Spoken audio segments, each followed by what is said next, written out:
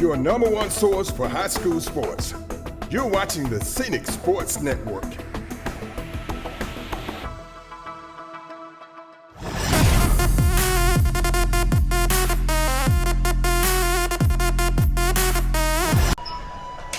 Welcome, everybody, to Providence Christian High School in Dothan, Alabama for Week 6 of the football season. Week 6 for Providence, Week 7 for Opp. I'm Mike Bridges alongside Corey Driggers, bringing you tonight's action as the 1-4 Providence Eagles takes on 5-1 Opp. You got the opening kickoff, and Providence chose to receive and got lucky right there, Corey, on the opening kickoff that the ball bounced 36 times but did happen to go out of bounds. Yeah, that was Durden back to receive, and that ball hit, took a couple of slow bounces, and I was wondering if it was going to make it out of bounds. If it would have made it out of bounds, we'd have been in a mess there, but fortunately it did go out, and that'll help us out a little bit with field position. Yeah, that's the chance that you take when that happens, and you would wonder why more teams don't try to kick it to those open spots like that, because a lot of times a lot of high schools only have one guy back.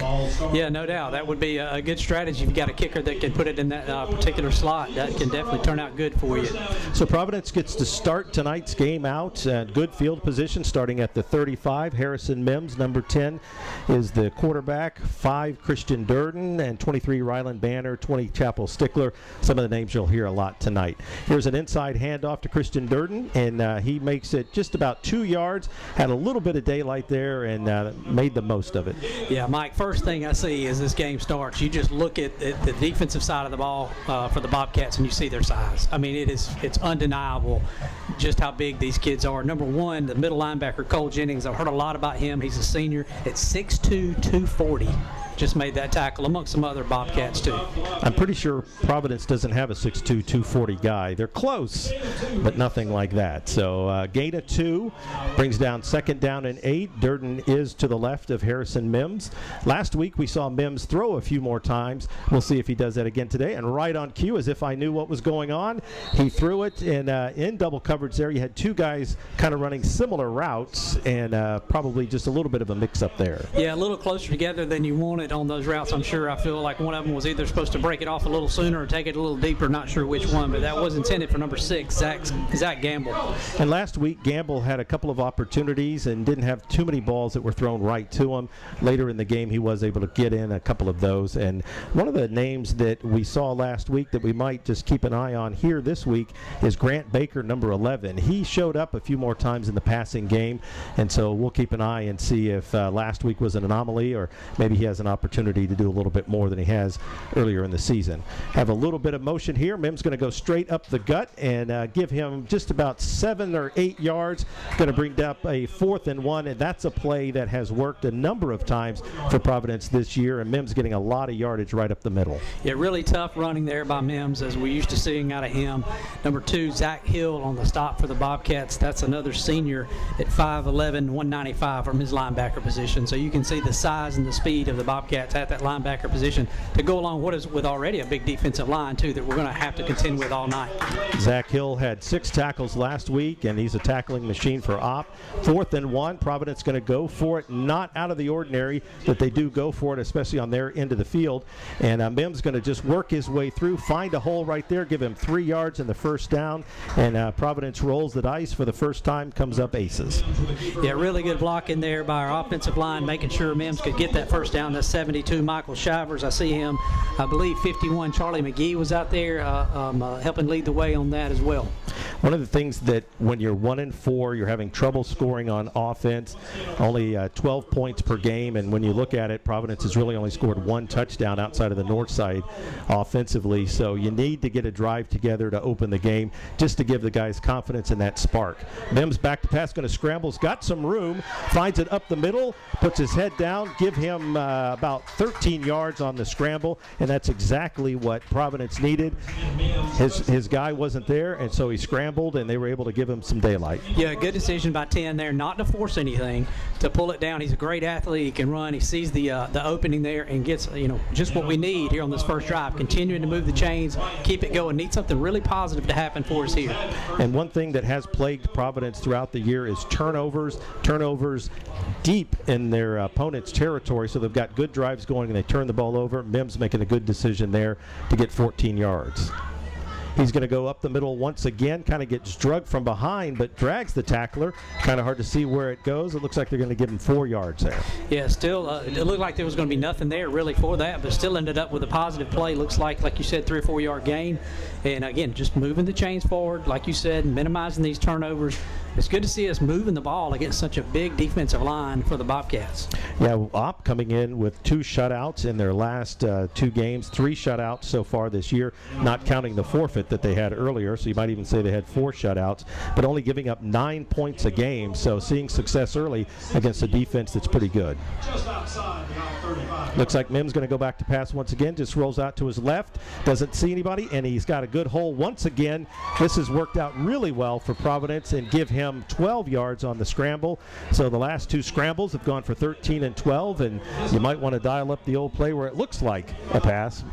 Get out in the open. It's one thing, everybody knows we're going to run the ball. That's our identity. That's who we are. But when we're mixing it up this way, this is giving them some different looks, giving them, spreading the field. And Mims is seeing the openings there, being smart, taking it down. Really good tackle there by number 18 for the Bobcats, Robbie Gafford. But and you don't want to see Mims take too many hits. He's going to have to slide, going to have to take it a little safer on some of these runs at some point. Yeah, especially considering that we have seen some turnovers from him. So hopefully we don't see it on this one. So Durden's going to try to get to the outside. Can he get to the corner? He's going to slide inside and can't quite make the move. That's a good tackle there. But again, give him 4 yards and doing very well on each play. Yeah, that's probably as longest it's taken for us to see Durden in a game. And that's a good thing. We're showing them some different things, making him key on some other players, and then we hand it off to our tailback, who really is a good player for us. And, that wasn't a huge run, but he had some opportunities there. They just closed the gap on us really quick. But good things are happening right now. Well, we talk about math sometimes on here, and if you can get 4 yards each time you run the ball, then you're going to get a first down each and every time that you do that. So Providence playing it very smart right now.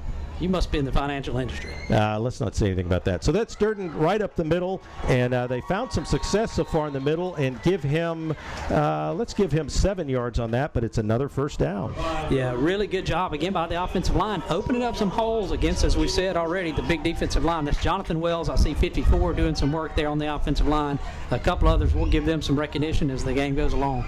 Let's take the Northside game out of it, because Northside is struggling as a football team right now, and Providence scored 49 against them. Take all the other games combined, and this is by far the best drive that they've had. So you have to really give it to the guys coming off an open week 2 weeks ago to really look much more solid. So Mims back to pass, throws it in the end zone, and who did I say earlier? I told you, that's a name to remember, Grant Baker, and give him a 12-yard touchdown pass there, and Providence on the board early. What a great job there by Mims, feeling the pressure, making the move to avoid the pressure, and keeping his eyes upfield. I'll be honest with you, Mike, when he released the ball, I was a little nervous. I thought he'd forced it a little, but Grant Baker helps him out, making a great diving catch there to put points on the board on the very first drive. Here's the extra point. Did not work. You cannot pick that up. That'd be great if you can, and they might solicit the refs real quick to let them do that. So the extra point blocked, and Providence takes 2 steps forward, 1 step back, but they did get on the board with 6 points, and their second touchdown outside of the Northside game offensively, and a great start to the game. Yeah, you got to think the Bobcats are going, who is this? What team are we seeing here? Because as you said, the stronger defenses they have and have shown all year against some quality opponents who they played, to see Providence come down and drive it down the field methodically like that has to have them reeling a little bit. It does, and Opp only giving up 9 points a game like we said, so this is the first score against them in 3 weeks. But most importantly, you see the energy in Providence. And last week against Elba was one of those teams that was just kept the ball. The first opening drive was over 7 minutes long. Providence was able to come down and make a game of it, but Elba just kept it over and over and over, and you could just see kind of the energy draw out of Providence. You see a lot more energy tonight. You see a lot more in the guys. And defensively, Providence has not played that bad as you would think. Now they're giving up 38 points a game, or 28 points a game. That makes you think, Mike, what are you talking about? But when you watch, they just kind of get worn down. The offense isn't doing sustained drives, turning the ball over. But if you look at it as a whole, they haven't played nearly as bad as it looks. Yeah, and Providence is known for traditionally having a strong defense. Kenny Keith takes great pride in that. that's like I said before, that's a play that you just don't see as much. You try to make an up man make a play on the ball. Sometimes it works, sometimes it doesn't. So Op's going to come out starting at the 45-yard line. Yeah, the coaches there recognizing the skill players that Op has there. You know, we kick that deep, really bad things can happen. Obviously, we give up some field position here, but you got to have a trade-off when you look at what you've got on the field for Op that we're trying to stop, and they do have some really good skill players. So Op coming in 5-1, very good offensively, has been good offensively the last 3 years. A little bit more of like a pro wide open attack, and they're going to go with the run right up the middle. And you see the speed right there of Terry Davis, and it's going to be a foot race. First play of the game, he's going to go 55 yards for a touchdown. So everything that we talked about goes away right there. Yeah, just mentioned the skill players they have on the kickoff, and that's why we try to keep it out of their hands. Well, you see why. That guy, that was Davis, you said? Yes, Terry Davis. Yeah, Davis obviously turned on a different gear. We had a couple of guys take a bad angle, but when you're not used to seeing that kind of speed, you know, you take bad angles, and you have to adjust to it. Hopefully we will over the game, take a little better angles next time, and maybe bottle him up. Yeah, so Davis goes right up the middle, cuts it out to the left. He's got good speed and able to take it 55 yards for the touchdown. See here at the extra point, if it's good, then Op will take the lead 7-6, and it looks like it is up and good, and so Op gets on the board in one play like lightning. Davis had 162 yards and 2 touchdowns last week on just 12 carries, and you can see the explosiveness they have. Yeah, powerful running back, got a lot of speed, 5'10", 170 pounds, really good size for a high school running back in the 3A ranks. And, you know, we'll see. Our coaches obviously had our guys ready. They were ready offensively. They were ready to go. Now, can we bounce back from that very quick negative play? Can we continue to do this? Will Op make the adjustments that they need to make? Obviously, they've got some very experienced coaching on the other side. As most people know that Coach Mike Dubose, who has some pretty good experience, not only a great player, but coached defensive line and then was the head coach at Alabama. He's returned to his hometown and leading this program now. Yeah, so Op had a wide open passing attack the last few years, and that helped their coach go on to North Florida Christian in Tallahassee, a real football factory. And so DeBose taking over, I believe, this year his first year as the head coach at Op, and continuing the tradition of being able to have that wide open passing attack. One thing, as you said, that you think that maybe Op might make some adjustments, they didn't have the ball long enough that maybe they couldn't make the adjustments. So we'll see what happens here coming up. So Christian Durden back for Providence, and we've had a lot of excitement here. There's 6.5 minutes to go, so we're just halfway through the first quarter and already got 2 scores and a couple of big plays. This is going to be kind of a line drive kick, similar to what happened last time, and that's picked up by the up man, Rylan Banner, who runs the ball quite a bit himself, gets it back just about the 23, 24-yard line, and so Providence started the last drive at the 35. This one will be at the 23. Yeah, smart play by Banner. That one probably didn't have quite enough juice to get to the goal line. And glad he knocked that one down, was able to secure it, and then return it for a little positive yardage. Yeah, so the biggest thing is you don't want to touch it. Second of all, you don't want to misjudge it. So he did a good job there. So Providence back out, and they were able to go down this on the opening drive and got a couple of first downs and got a touchdown, and we could see if they can answer Op's touchdown. Mims takes it, gets it inside to Durden, and he works his way, and a little bit of a pile there, so it looks like they're only going to give him 2 yards. He comes blasting out, but they had called the ball down, and we could debate whether he was down or not, but they're going to give him 2 yards. Yeah, big 74, the nose guard for the Bobcats, Rayshawn Dawson. They got him listed at 5'11", and on the roster I don't see a weight on there, but he's got to be close to 300 pounds.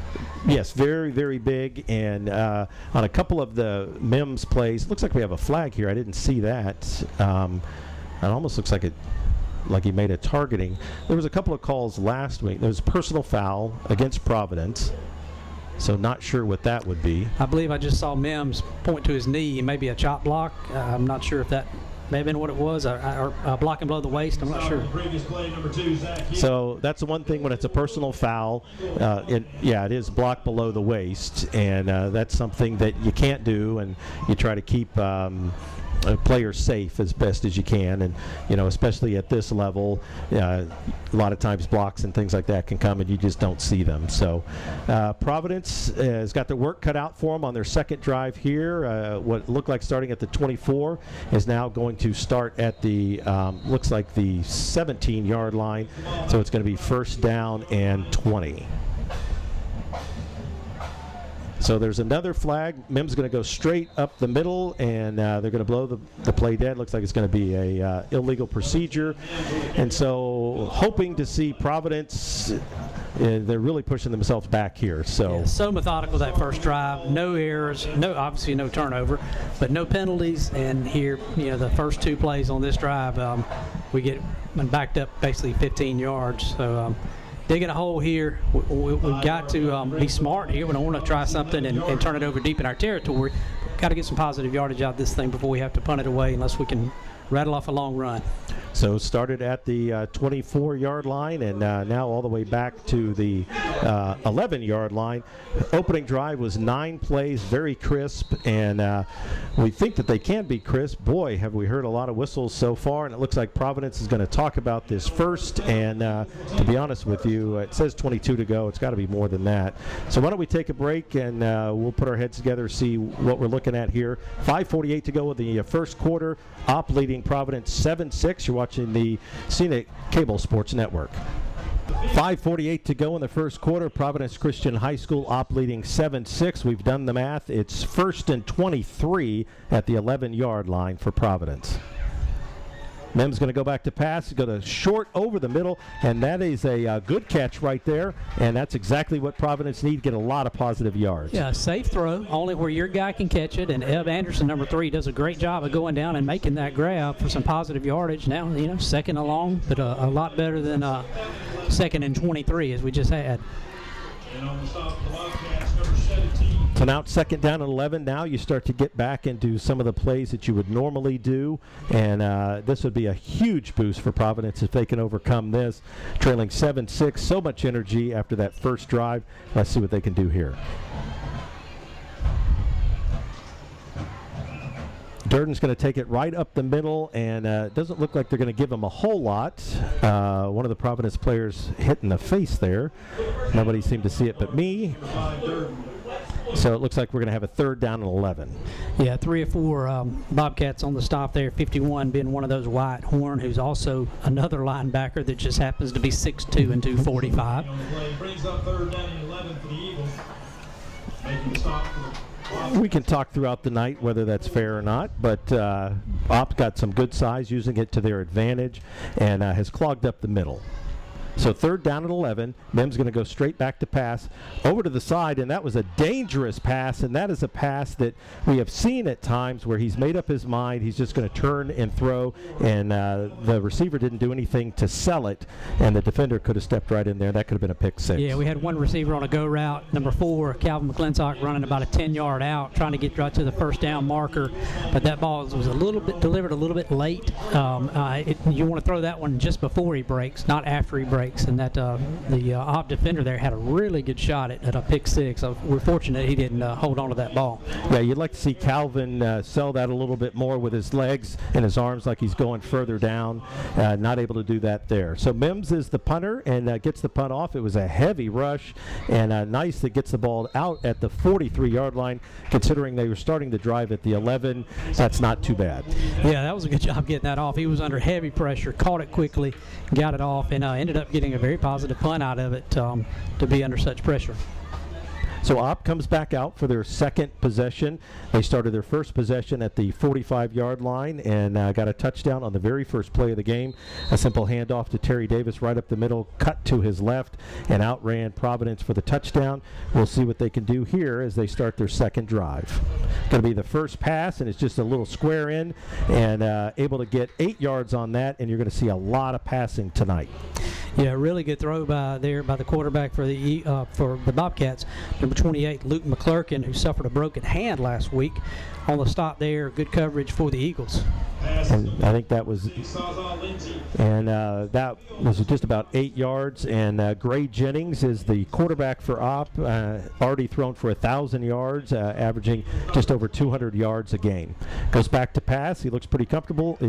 He's got a pretty good arm there, and you can see some of the chunk plays that they get. He's able to keep plays alive, and they've got a lot of chunk plays when you take a look at that, and that was a reason that you would have seen it. Yeah, number 5, Dada Stademeyer, who the Bobcats was the intended receiver. Zach Gamble, number 6, on the coverage for the Eagles. And he was open, so just couldn't quite lay that in there. So now we're looking at a 3rd down and 1. Wouldn't be surprised if they took 2 opportunities if they didn't get it on this one. Davis is in the backfield behind him. He's going to get it. Goes straight up. He's met right at the line, and that looks like Christian Durden able to meet him at the line. We'll see. They're probably going to give him a little bit of progress, but that was a heck of a tackle. Yeah, what a hit by Durden. Really stepping up, filling the hole there, hitting him hard, and then got a little help from Michael Shivers, number 72, to finishing him off. And they're going to call him, they're marking him a little short, I do believe, Mike. Yeah, it's interesting where they've put the ball marker is not where the official is standing, so we'll have to see what they're going to do here. You notice that? Yeah, you're right. I think he's actually going to, yeah, they do call it a 1st down. Yeah, so that's what confuses us. Sometimes if you're a regular viewer here and you wonder why we don't know what's going on half the time, it's because it really looked like the official was at least a yard ahead of where they were marking it. So it's hard to tell sometimes. But Opp gets it just barely. Great tackle by Durden, but just a little bit short of keeping him from the 1st down. Jennings going to go back to pass once again, and just a little bit of a square out there, and that ball went over his head. Last week he threw for 265 yards, had 3 touchdowns, and some of the guys that he throws to, like Zach Lindsey, who caught that 1 pass, 9 catches so far on the year. Before that one, 384 yards, 6 touchdowns. Wow, that is very impressive, and you can see the quarterback's arm in Jennings. He's got a live arm. That one sailed on him a little bit on the last throw, but he happens to be the brother of the middle linebacker that I mentioned earlier. You got a quarterback and middle linebacker, a little different mentality there in the family. Yeah, so big football family. So there's a pass right over the middle, and going to be about 6 yards, and going to bring up a 3rd down and 3. Give them 7. Yeah, Zach Gamble, number 6, on the stop there with along with a couple of other Eagles. Big play here, 3rd down and about 4. 3 or 4? Yeah, let's make it a 3rd down and 3, and let's see what Providence can come up with. Just about 2 minutes to go here in the 1st quarter. It's been an exciting 1st quarter as Opp on their 2nd drive here, see what they can do. And just kind of turn, and that was way too easy. Missed tackle, 2 missed tackles, and an opportunity for Opp to get it down inside the 10-yard line. It's going to be 1st and goal at the 9. Yeah, we did have a couple of missed tackles there. Touchdown saving tackle. Not sure if that was Mcclurkin, or I believe that was Mcclurkin who saved a touchdown there. Really good move there by the receiver. I didn't get his number. The Ops numbers are really hard to read from up here with it being that gold on that white, but I couldn't tell who that was, but a really nice catch and a move by the receiver. Looks like Jackson Pierce was able to get that one and get it down. So 1st down, 1st and goal at the 9, and Providence could have kept that to a shorter gain, but missed not 1 tackle but 2 tackles. Davis tries to go up the middle. He's met by a host of tacklers, and it looks like it's going to be about a 2-yard loss. Yeah, good job again by 2 or 3 Eagles there on the play. I saw 23, Rylan Banner, also Shivers again with a penetration there for a negative play for the Eagles. So that's exactly what Providence wants to do, try to hold them here, and at worst get a field goal. Clock coming up on 1 minute to go in the 1st quarter. Opp looking at a 2nd and goal from the 11.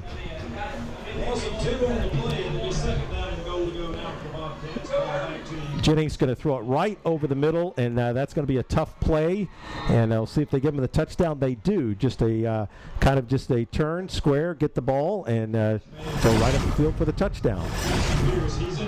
Yeah, that was Pierce again with the catch, and then stretched it over the goal line as he was falling there. Number 6, Gamble was on the coverage, but that's a tough play to make in the open field for Gamble. I'm not you want to be able to make those plays, but at the same time, when you got a receiver that's as shifty as that one is, who gets it in the open field, it's tough to make that tackle alone. I think one of the things that fans will look at when they see is that it looks like Pierce in the extra point is no good. Again, our angle is tough from here. That's no good. So it's 13-6 with 47 seconds to go in the first quarter. I think what fans will see is Ops just going 4 or 5 yards and this turning, and there's nobody there. So you got to play, a lot of times in high school, a soft zone. It's kind of hard to play man-to-man, at this level. And so there's going to be a lot of openings. If you have a quarterback that can put it on there, they're able to make a lot of completions. No question. I'm sure that's something with the passing game that Op does have that our coaches talked about with our defensive backs a lot this week is we're going to have to give them some cushion because they've got the speed. We know that. The quarterback's got the arm to get it to them deep. We don't want to give up the big play deep. Well, again, you got to give somewhere, and we're giving them a little maybe too much cushion right now. Maybe we make that adjustment, but then again, the old out and up, you got to be looking for that at any time as well. So 13-6, Op with the lead, and they're a team that can score a lot, as we said, coming in, averaging 40 points a game. Last week winning 42-0. And Providence, as they started the last drive with 3 straight penalties, they'd like to just get this ball, get into the second quarter, and get back to that crisp offense that we saw on the very first drive. Number 12, Jackson Pierce. So the ball just going to go straight up, and looks like Grant Baker may have got the ball. Let's see there. Yeah, he got the ball and took it up to about the 26-yard line. That could have been tough. Number 11. Yeah, that was I believe Durden and Baker hit right in between them, and wasn't sure which one was going to catch it. Fortunately, Baker was able to hold on to it. 54, that's Jonathan Wells, one of our better linemen on both sides of the ball. His helmet came off during that play, so he's got to sit this play out. So 40 seconds to go in the first quarter. Providence starting their third drive at the 27-yard line and trying to get back to the magic that they had on that first drive. And we'll see what they can do here. We've got Durden in the backfield, Mims. So it looks like Durden fumbled the ball but was able to pick it up, so very fortunate there, and give him just about 2 yards on that. Another flag down on the play there, Mike. I'm not sure. It's right in the middle, so probably a hold on the Eagles, I would assume. Another block below the waist, so one of those things that, to be honest with you, I can't remember the last time I saw that called in a game. To see it called twice in one quarter is pretty rare. No, I agree with you. And, you got to think, did the op coaching staff see something on film from our guys, and they went up to the officiating crew maybe before the game and said, hey, be looking for this? Because you're right, that's something I don't see called very often. Yeah, and that does happen quite a bit, that they'll see things on tape and they'll talk to the officials and have them just watch out for it. So sometimes you'll see that right away, and then you may not call it again. Mm-hmm. So they are going to accept the penalty. Timeout. And it looks like we have a timeout on the field. I didn't see who called the timeout, but we'll take the timeout with them. Looks like Providence took it with 33 seconds to go, and we'll come back on the Scenic Cable Sports Network. Following the Providence timeouts, 33 seconds to go in the first quarter. Mike Bridges alongside Corey Driggers bringing you the action for Providence, 1st and 15. And it's the double handoff that saw a lot of success last week and almost had success this week, and just a little too much traffic there. Yeah, that went from Mims to Durden back to 23, Rylan Banner, and Banner gained a little there, 4 yards or so. That worked last week for 28 yards, and Banner was able to take that in for a touchdown, and Providence actually found success on that play twice, and on the third time they tried it deep in Elba territory, they did fumble it. So it is a little sleight of hand, and sometimes it works, but there was just enough kind of traffic there that he just couldn't quite get through it. And that's the end of the first quarter. All right, that's the end of the first quarter. Op leading 13-6. Providence looking at a 2nd down and 15. We'll bring it to you. Second quarter action coming up from Dothan on the Scenic Cable Sports Network.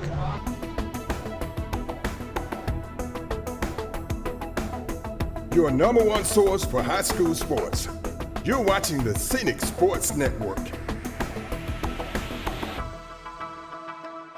Lewis Smith Supply is dedicated to offering a vast collection of fixtures, faucets, and accessories for your kitchen and bath.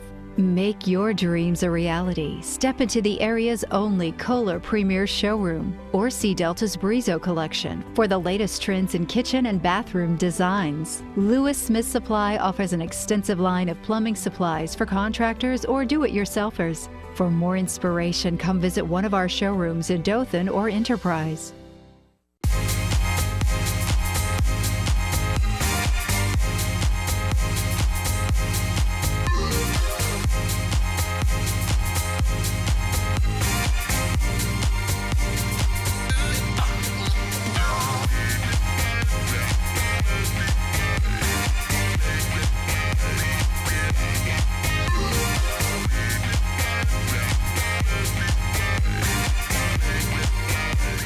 Second quarter action here from Providence Christian High School. Providence looking at a 2nd down and 16. Harrison Mims takes the snap, going to go up the middle and give him just about 2 yards. And as we've said before, that's a play that's worked for Providence after the first drive has not worked as well.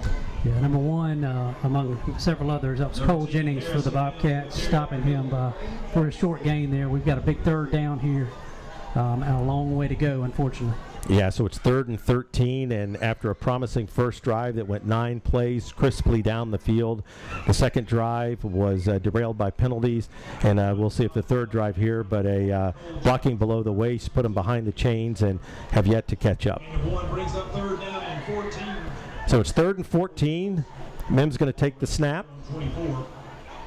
Got a little bit of motion. Mims going to look like he's going to run it, and he's going to try to run it and try to get to the corner, and he's only going to get 3 or 4 yards here. It's going to bring up a 4th and 9. Yeah, try to get the outside there. Had a couple of blockers helping out, but Ops team speed is just tremendous. Now, I do see a flag down on the other side. I don't know if we're going to get the benefit of that or if it's going to go against us again. So it looks like it's a hold against Providence, and at this point, you don't think that DuBose would take it because that would make it at least 4th and 10. Yeah, they're declining.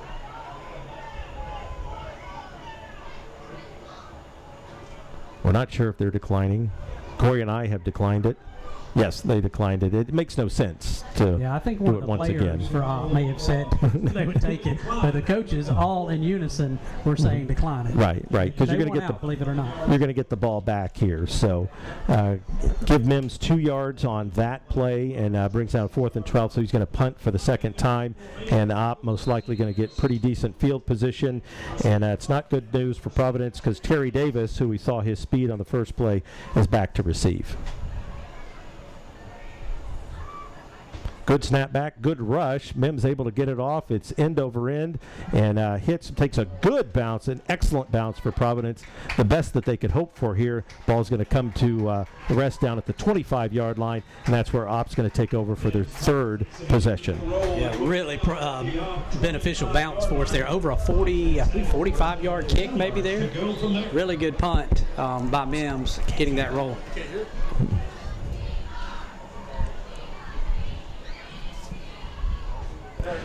So we'll see what Providence defensively, like we said, has played pretty well this year, only giving up 28 points a game. It's only 13-6 early in the second quarter, and Opp with a big first quarter, first play of the game, going 55 yards. Second time they had it kind of methodically going down the field, using the pass much more. So we'll see which they go with here.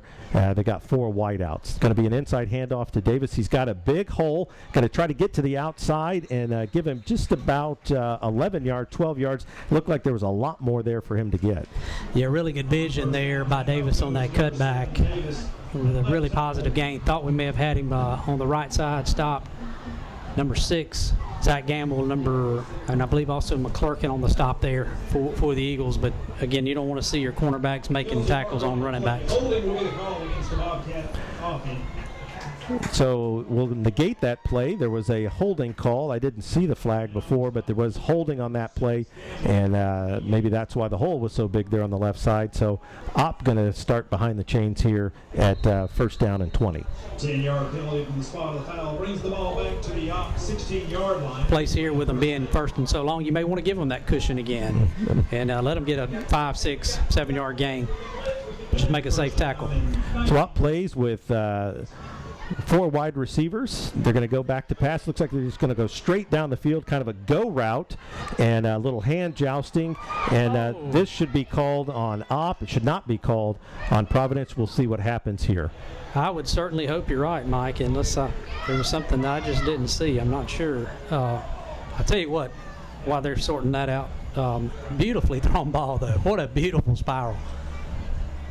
So it looked like he was trying to throw that to Zach Lindsey, who we had said has 9 catches for 384 yards. You can see why. Pass interference, and that's a good call there, because I think it was a little more frustration on Opp's part that they couldn't quite get to the ball, and Mcclurkin had some really good coverage there, and I'm glad they called that and didn't just give up and call it on Providence. Yeah, step for step when Mcclurkin was with him. Good job by 28, hanging with a good Opp receiver. I can't again tell what number that is from here. They got several of them, though. Yeah, that's Zach Lindsey, and he's the one that's averaging almost 40 yards a catch, and you can see why. I mean, he's got good speed, and Jennings can put the ball right on him. Yeah. So now it looks like it is a first down and down back at the 10-yard line. And so Jennings just going to go back. He's going to heave it down. The middle's got a guy wide open. This could have a chance to go. We'll see what happens if Banner can catch him and get him down. He's not able to, and that is going to be a 90-yard touchdown, and exactly what Providence didn't want to see. As we've talked about, Opp likes to get big chunk plays. Yeah, a huge play across the middle there. Number 5, Dada Stademeyer Jr., 5'10", shows the speed. A great throw by Gray Jennings. Laid it out in front of his receiver just like you want to do. He ran up under it and couldn't catch up with him. Great effort there by Banner. I believe that was 23 there at the end of the play to try to catch him and gave it all he had. But just a nice play by Opp. It's a perfect example of what you can see when you throw and hit somebody in stride. Hits him in stride. He's able to keep his head of steam. Like we said, Banner doing the best he can to keep up with him. But so far we've seen 2 big plays now from Opp in the passing game, both of them going to Stademeyer, and he's already got 120 yards receiving in this on 2 catches. Certainly makes it a lot easier to throw those kind of passes when you got the kind of time. Of course, Jennings said there his offensive line gave him plenty of time to see the play, let it develop, and then make the great throw. So now it's 20-6 with 10 minutes to go in the second quarter, and what seemed like a promising start for Providence has really turned the tables here, 20-6. And if Providence wants to stay in the game, they have got to put a drive together here. We do. We need some positive plays on offense again, as we had on that first drive. We need to chew up a lot of clock because obviously, as you pointed out, Opp can score in a matter of seconds. I guess the only positive is our defense isn't worn out yet. It should be as we, suffering some, as you mentioned earlier, a lot of times in the second half, our defense is so tired that we can't hold up at that point. What you want to do is keep away from the huge plays. I mean, this is nothing new to anybody. But for 14 minutes into the game and Opp to already have a 55-yard run, 30-yard catch, 90-yard catch, those are 3 things that you don't want to hear. You give up 1, it happens. You give up 3, it's going to be a tough night. So we'll see if Providence can put something together offensively. More than anything is just stay away from the penalties. That's what's derailed the last 2. No question. Those big plays, I think that speaks, of course, to the athleticism of Opp to make that type of play over and over again, and maybe just a little overmatched in that category tonight. So it's going to be a deep kick. Christian Durden's going to be able to take it at the 10-yard line. Going to go straight up the gut, see what he can get, and kind of spins his way through and carries a few tacklers and gets the ball up to the 24-yard line, and that's where Providence will start. Really hard running there by Durden. You saw the running back at the end and him come out, not obviously a traditional kick returner, you would think, with the type of build he has, but really good effort there. So Providence needs to put a drive together here, and on that first 9-play drive that led to the touchdown, they had some good running, and Mims was able to scramble a couple of times for 13 yards, 12 yards, and they may want to go back to some of those plays where he just goes back to pass, and if the offensive line can hang with their blocks, might give him an opportunity to get some chunk plays. So Mims going to go just straight up the middle, and not quite maybe 2 yards there, and not quite the daylight that we saw before. One of the things you said, Corey, is maybe that Opp will make some adjustments. It really looks like they've not allowed themselves to get spread out on the defensive line. Yeah, they're clogging up the middle. 2 or 3 guys on the stop there for them. Mims tried to be patient for something to open up, but it just never materialized. I think I like what you said, too, about the fact that if we could get him dropped back and get those defensive linemen rushing him, he can make moves on those guys. Yeah, they're big, but they're not near as fast and quick as he is, so that may be a way for us to get some yards again. So one of the things that you're seeing is some different kind of formations from Providence that we've seen in the past. This is a straight drop back, going to go down the field and trying to get it to Grant Baker. Like we said, that he's a guy that's kind of emerged the last couple of weeks as a receiver, as a playmaker, and that ball just a little over his head. Yeah, I liked it there, though. 10 steps back, sees it, steps into the throw. The offensive line gave him a little time. That's something we're not traditionally doing a whole lot of, but it looks like we're making some progress in that area, so that's a good thing. Yeah, longtime Providence fans will remember games where they had 300, 400, 500 yards rushing and very few passing, and there was actually a game this year where Mims had 1 yard passing. He just got about 230 yards passing for the season, but we've seen much more of that because I think Providence realizes that the rushing games are just not going to get what they thought they would. So a little inside screen here to Durden, and he fights his way through, gets the first down. That is a play that has worked. Try to get it kind of a middle screen, and you get the guys kind of spread out just a little bit and able to get some good success there. Set up very well. Good call there by Coach Goodson. Screen play. Set up well. Had some good blockers out in front of him, but really give the credit to the first down to Durden on that shifty move as he cut back, made a guy miss, and then fought for the first down yardage. One of the things that Providence can do is get Durden out in space. He's having to push his way through a lot of times and kind of fight for every yard. If they can get him in some space, he can make some plays. He is out for this play and going to go straight up the middle, find some success there, and Ryland Banner able to get 5 yards, and Durden out for a play, and Banner is able to pick up, and now you're starting to see what we saw on that first drive. Yeah, good job there again by the offensive line, getting a push, Banner being patient, and then hitting the hole with a little burst of speed there. Number 2, Zach Hill for the Bobcats, 5'11", 195-pound senior linebacker on the stop. And as we talked about before, last week he had 1.5 tackles for loss and a sack, so he's a formidable defender, and we'll hear that name much more tonight. Banner stays in the backfield, and we have motion, and going to go back to pass once again. Has a guy open. What a catch. Wow. Now there's going to be a flag. There should have been a flag on the catch. Now there's a flag in the backfield, and not sure what they're going to call here. Yeah, I can't imagine that pass interference wasn't called on it as well. Now there may be holding that I missed back in the backfield. Oh, a personal foul on the Bobcats. I was going to say a late hit, I guess. Possibly a roughing the passer there. So let's try to see. Hang on. So it's a 15-yard completion, and they had another 15 yards on. And I can't stress enough to you watching tonight, and Corey, just get a first down. Look what happened when they got a first down. Spirits changed completely, and now they've got Opp a little bit on their heels. 7:43 to go. Opp's got a 2-touchdown lead, but now Providence has got some of that juice back. Yeah, what a great catch. Was that 6 or 5? That was Gamble. Or Gamble, okay. Yeah. I wasn't sure. Really nice catch by 6, Gamble. So see that ball in and hold on to it. Yeah, it was clearly pass interference. They didn't call that. And Banner stays in, and once again, like we've seen, that middle is just continuing to be clogged. We saw some holes before, just not seeing any holes now. Yeah, that was some significant penetration there. That play was blown up from the beginning. Our running back Banner really didn't have a chance to do anything.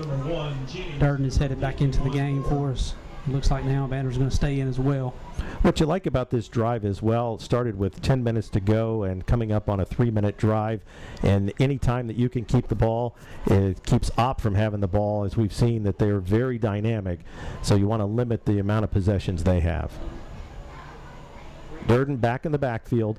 He's going to get the ball, kind of come out to the right. He's got a little bit of a crease there. Looks like he could have cut back inside, and not quite the cut that you'd like to see there, and but was able to pick up 3 yards. Yeah, good block there by 6 on the edge. Zach Gamble, what I thought was going to spring Durden, but as you said, wasn't quite able to cut it back quick enough and hit that hole, and then by that time the Bobcat defenders had made it over to the sideline to stop him.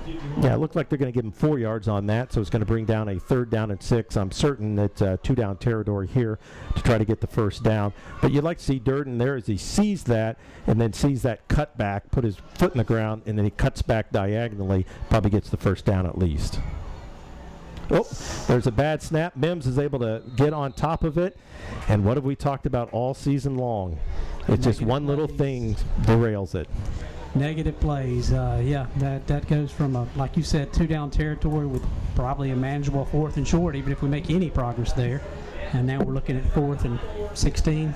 4th and 16. It was a 3rd and 5, and now it's 4th and 16. And we have a penalty here, and it looks like it's going to be something on the sideline, I want to say. It was interesting. So it's hard to tell. It's going to be on op. Yeah, it's sideline warning. You can kind of see the way the official kind of dropped the flag there, that it was going to, and it may be a warning. Let's see what they're going to call. Yeah, what do you do here, Mike? Do you go for it? Do you toss it up in the air and just hope something good happens? We've got a tall receiver in Heb Anderson who made a leaping catch, I believe last week it was, over some defenders. He's got a lot of height. I think at this point it's 20-6, and I think that you've got to pass the ball. And I mean, I would also be a big proponent of the quick kick, but we just saw him go 90 yards on that. So I think if you have the ball, try to be aggressive here. But it's got to be a pass, and it's got to be somewhere in the middle of the field. So it looked like Opp was going to try to throw it. And there's a long pass. Looks like almost a good catch. Once again, I think that we could debate whether that was pass interference or not. So close, and but not to be. And Providence going to turn the ball over on downs at the 35. Yeah, give credit to our offensive line there. They gave Mims time. Mims made a really good throw, right on target. It was one of those that just we were not able to bring in, intended for, I believe, number 3, Heb Anderson. On that play, and I'm like you, that it looked like the defender really didn't get turned back around. And well, the ball was short. I mean, in a perfect world, the ball would be about 3 more yards out in front of him. He probably catches it and walks in for a touchdown. But he tried to go back for the ball, and he had to climb over the defender who was not looking back. Mm-hmm. To me, that's pass interference. Some of those games, sometimes, you know, one team is able to get away with it, and the other team isn't. So Opp takes over, scored on their first 3 possessions. The quarterback Jennings tries to go straight up the middle and give Providence credit. They didn't bite on the fake and give him 1 yard on that. Good job there by our defensive line and keeping him contained and getting a little help at the end. 72 Michael Shivers was one of 3 Eagles in on that stop. Times number 6, Zaza Lindsay. Gain of 1 on the play brings him 2nd down at 9. So Jennings has about 134 yards running, and so it's not unlike him to run, but I'm almost positive he's not in there right now. With the white jerseys and kind of the yellow letters, it's kind of hard to see, but it looks like Jennings is not in there, and Zach Lindsay, is playing quarterback right now. Looks like there's a timeout on the field. We'll take it with us. Corey and I disheveled here with this move. We'll get ourselves together, and we'll be right back. 4.5 to go, 20-6, Opp leading. 20-6, they have a 2nd down and 8, and as we talked about, new quarterback in right now, Zach Lindsay, who plays wide receiver most of the time. He gives it off as a jet sweep and able to pick his way through and make a couple of good moves and make something out of what looked like was going to be nothing to bring up a 3rd down and 4. So give him, let's give him 5 yards on that play. Yeah, he got 5 yards. I think he ran about 35 yards to get it. Number 6, Zach Campbell, as he cut back to the middle of the field, was able to make the tackle along with a little assistance from a Bobcat offensive player who helped bring him down too. Yeah, that was a Javian here on the play. That was a Javian Coleman on that play, and do we see what the call was? this is one of my favorite parts of high school football, is that there's penalties and it's just whatever, you just don't see a lot of the call, a lot of urgency. So Providence, after giving up about a 5-yard play there, the penalty puts the ball behind the chains now. We're looking at 2nd down and about 6, and Lindsey stays in there. Now, Gray Jennings is back in at quarterback, so not quite sure what was going on there. So Jennings back to pass. Looks like he's going to scramble. He's under heavy pressure, and Christian Durden from the safety position comes in and is able to sack him. They'll probably give him 1 yard rushing on that, so won't get a sack, but brings up a really good 3rd and long. Yeah, great pressure there. You see, as you said, Durden coming in on the blitz. Also, Connor Odom, number 35, I think was the first one to get his hands on him. Had him by the legs, and then Durden and one other Eagle finished him off up top. So we're unofficial scores. We'll give him a sack. So it's just going to be a little inside screen, and it looks like Jennings there just threw the ball over the top of Davis's head. Davis didn't even look like he was ready for it. So Providence giving up 3 straight drives to Opp. The defense stiffens here, and with the help of the penalty, Opp not able to overcome it. So 3.5 to go, and Providence, the last drive, had a little juice, so we can see what they can do here. If they could score, it'll make it a game. Opp will get the ball to start the second half. Yeah, not sure what was going on with Jennings there. Obviously, they pulled him for a reason, whether it be an equipment malfunction, something, injury. I'm not sure what it was, but as good as he's been playing, it wasn't performance. We know that. So that helped us out a little bit early in the drive, and then we came up with a big stop there with some good pressure on the quarterback. So Opp punting, and they seem like they probably don't punt a lot, so we'll see how this goes. And pretty good kick there. And able to take it at about the 34-yard line is Christian Durden, and give him just about 4 or 5 yards, but with 3:18 to go in the second quarter before halftime, Providence is 61 yards away from the end zone. Yeah, nice athletic catch there by Durden. That ball sailed a little bit on him. He was able to backpedal, still make the catch, secure the ball, and then get a little positive yardage out of the return. One of the more fun parts of high school football to me is to see all the different punting techniques. You watch college, they all look the same. Pros, they all look the same. In high school, there's 86 different ways you can punt the ball, and every one of them work in some fashion. So good punt there from Opp, and Providence with good field position. Kind of weird to say the punt's good and the field position's good, but that's kind of how it played out. Mem's going to hand it inside to Christian Durden, and as we've talked about for about the last 25 or 30 minutes, that middle part of the field, which worked early on, is just not working now. Yeah, I won't even attempt to call out all the Bobcats that were involved in that stop. It appeared there were 5 or 6 around the ball in a hurry, just nothing, no room for Durden to move. So it looked like he lost a yard, and but now it looks like it's 2nd down and 10. So we can't tell you enough how the yard marker is moving throughout the play, but it is 2nd down and 10 with the clock running under 3 minutes. Durden goes in motion. Mem's going to keep it up the middle, and had a little bit of a hole there for a second, but give him just about 3 yards on that. Going to bring up a 3rd down and 7. Number 1 again for the Bobcats. That's Cole Jennings, the senior middle linebacker on the stop, along with another Bobcat or 2. Bringing up a 3rd and 6, 3rd and 7. I think at this point, if I'm Providence, I'm not going to have a lot of urgency and let the clock kind of run here. And I would guess, judging by things, there's one timeout left for Providence. They're probably going to let the clock run down and call a timeout. This is a big play because Providence obviously doesn't want to turn the ball over to Opp with 2 minutes to go, knowing that Opp gets the ball to start the second half. Yeah, we're about to call a timeout as you predicted and talk it over and see if we can get in a good 3rd down play to move the chains and not let Opp get this ball back this half. Right, because you certainly don't want to go for it on 4th down if it's anything more than, a yard or so, and give Opp, half the field. So they're going to take a timeout. We'll take it with them. 20-6 Opp leading. You're watching the Scenic Cable Sports Network. Under 2 minutes to go before halftime back at Providence Christian High School. Providence looking at a 3rd down and 7, and going to have an offside. And if you're going to get offsides, Corey, at least sell it like you did. Yeah, no question. Number 1, that's Jennings, the senior. He's been timing the count. There have been a couple of times he's really shot the gap and timed it just right, but that time he was a little early, and that's going to give us 5 huge yards to make this a 3rd and short. especially coming out of a timeout when Opp has to be looking at a minute 50. If they can hold Providence, most likely going to punt and at least have an opportunity to throw it a few times.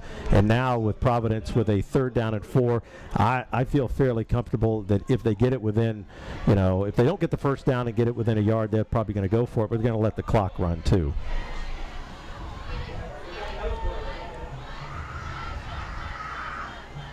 Mims and Durden in the background, in the backfield.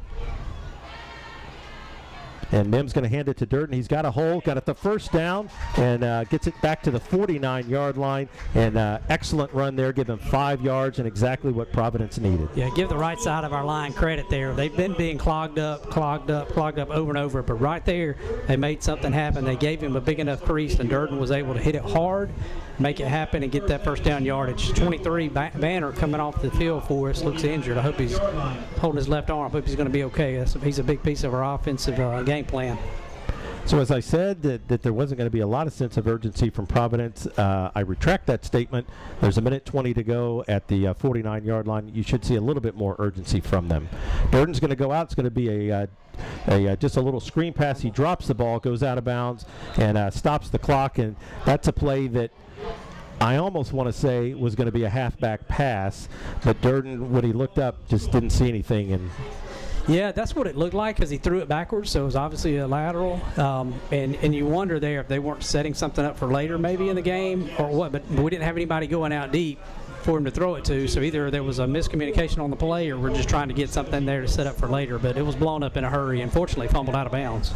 That was a play that they ran last week, and Durden had some good zip on the ball but couldn't quite get it to Connor Odom. So now 2nd down and 14, and it's just going to be a straight drop from Mims. He's going to go over the middle, has a guy, and almost intercepted. Ball just a tick late. Yeah, just delivered that ball a little bit later than you want him to. That's one of those, again, with the timing of it. It takes a lot for a quarterback to throw that over and over and over to get that confidence to let it go too soon. Or I say too soon, on time, really. But it appears to him to be too soon because his guy hasn't made the break. His guy's not open yet. But, again, just with some more throws, some more time, that'll get better. That was intended for number 3, Eb Anderson. So Anderson has had 3 or 4 or 5 looks. They haven't been great looks, but getting some opportunities here. So now it's 3rd down and 14 with a minute to go. Clock is stopped after the incompletion. And Mims going to go up top, and he had Anderson again and just briefly overthrew him there. Just out of his hands, just a little bit in front of him. But, again, a good throw where only our guy could make the catch. And, you're taking a shot. I give our coaches credit. Yeah, we're leaving a pretty good bit of time on the clock here, but we've got to score points. We've got to be aggressive. We're not going to win this game being conservative. No, not at all. And as you can see, the passes are there. And if Mims can take just a second there and put his foot into it and follow it, he has an opportunity to get that pass completed. That would have been a big play and had Providence inside the 30, if not further down. So Mims punts it and punts it straight up. And Davis takes it at about the 30-yard line. You'd like to see that a little bit further down the field, but now Opp has 49 seconds to try to navigate 70 yards. Yeah, 49 seconds and 2 timeouts, and as we've seen how quick they can strike. Maybe our Eagle defense has picked up on something from the last drive, or the last couple of drives. Our coaches have seen something. Maybe we've made some adjustments, and we can continue that going here. But they obviously have the ability to score from anywhere on the field. As we talked about, Gray Jennings in the last series was out for 4, 5, 6 plays, came back in. Not sure if he had an equipment issue, but has a formidable arm. And you can see he's going to go up top and just a little square in there. And the ball was there just a slightly behind the player. Yeah, missed the mark on that one. The quarterback did. Had plenty of time. Again, you got to get his offensive line credit. We need to get a little better pressure in there on him if we can to rattle him. But if he's able to stand back there with that much time, he's going to make that throw, and we're going to see a positive play from them almost every time. But a little behind on that throw. Looks like there was a penalty, but it looks like they're picking up the penalty, and it was on the far side of the field, so not 100% sure what he may have thought that he saw, but they were able to pick up that flag. So 2nd down and 10, 43 seconds to go. Opp leading 20-6, and has had a number of big plays here in this first half. Providence, the last 10, 15 minutes, is able to quell that. We'll see what they can do here. Under some pressure, Jennings was able to make about 1 1 yard out of it, but more importantly keeps that clock running. By the way, the clock never started, and so not 100% sure how much time was left on the clock. So that was a break for Opp. Yeah, it really was. We did not need that. I saw on the sack there, looked like number 10, that's Mims, of course, and then number 30, also Trey Douglas, in with the pressure on the quarterback there. And I thought he fumbled that ball for a second, but he was able to secure it. So it doesn't look like that they're going to try too much here. Going to go just kind of over the middle and a crossing route wide open. It's going to be a first down and a little bit more there. And there's a penalty flag, most likely going to call holding, and that's going to negate what would turn out to be a pretty big play, and from Jackson Pierce, who's had a big first half. Yeah, he just tried to get a little too much of Mcclurkin's jersey to spring his guy free, and the referee was right there, very visible, easy call to make, and he threw his hands up, and it was very clear when he threw his hands up and shook his head, he was guilty. So it was a 25-yard pass play, still going to be a first down because it'll be from the spot. And so there's 11 seconds, and so now Opp probably wishes they'd have gone a little bit quicker because they're going to be about 53 yards away with 11 seconds to go. They're going to mark the ball at the 46-yard line. So Opp takes a timeout with 11 seconds to go. We'll take the timeout with them here on the Scenic Cable Sports Network. Back for the final 11 seconds before halftime at Providence Christian High School. Opp leading 20-6. Mike Bridges alongside Corey Driggers here for you. And Opp trying to see if they can get just a little bit more here. And Jennings scrambling and throws it across the field and throws it out of bounds and brings up what most likely will be the final play. 3.8 seconds. And Corey, I feel pretty confident that Jennings could get the ball pretty close to the end zone for a Hail Mary. Yeah, with the way he just flung that with no effort at all, and it went 40 yards across the field. Another timeout here by Opp. Yeah, so it looks like Opp's going to use their final timeout here with 3 seconds to go to kind of figure out what they want to do. And if you're Providence, you had a promising start to the game. Drove down nine plays, went right down the field, scored, missed the extra point. But then, boom, Opp hit with a 55-yard touchdown, and Opp's been in control of the game since. Yeah, and part of that is obviously the playmaking ability the Bobcats have, the athleticism we've seen, the quarterback who's really good. But, as you pointed out, we've shot ourselves in the foot a couple of times with the penalty, with the bad snap. We just can't quite hold it together. That first drive was so promising, and then we kind of regressed back to some of the mistakes we've made this year. Again, a young team. We're growing. We're getting better. I think we are making some progress, and that's what you want to see out of us. And if we can stop this here, keep them off the board to get back in. The coaches have got something to talk about with just being down 14. So Jennings going to go back under heavy pressure, going to try to heave it down for the Hail Mary. This ball is going to be intercepted, and so Ryland Banner gets it and intercepts it, brings it back to about the 21-yard line, and doesn't look like there's any flags, and Banner does look like he's down, but that is the end of the first half with Opp leading 20-6. So Providence defense, by way of a penalty, stopping a large gain, was able to keep off the scoreboard the last two times they had it, and it is 20-6 at halftime. Yeah, Banner looks to be favoring that left arm that he hurt a little earlier in the game, and I'm not sure if when he was tackled then he came down on it wrong. We certainly hope that he is not injured seriously. We'll try to keep an eye on that here at halftime and see as he comes out of the locker room. So 20-6, Opp leads, and they will get the ball to start the second half, and we'll bring it to you in just a minute here on the Scenic Cable Sports Network.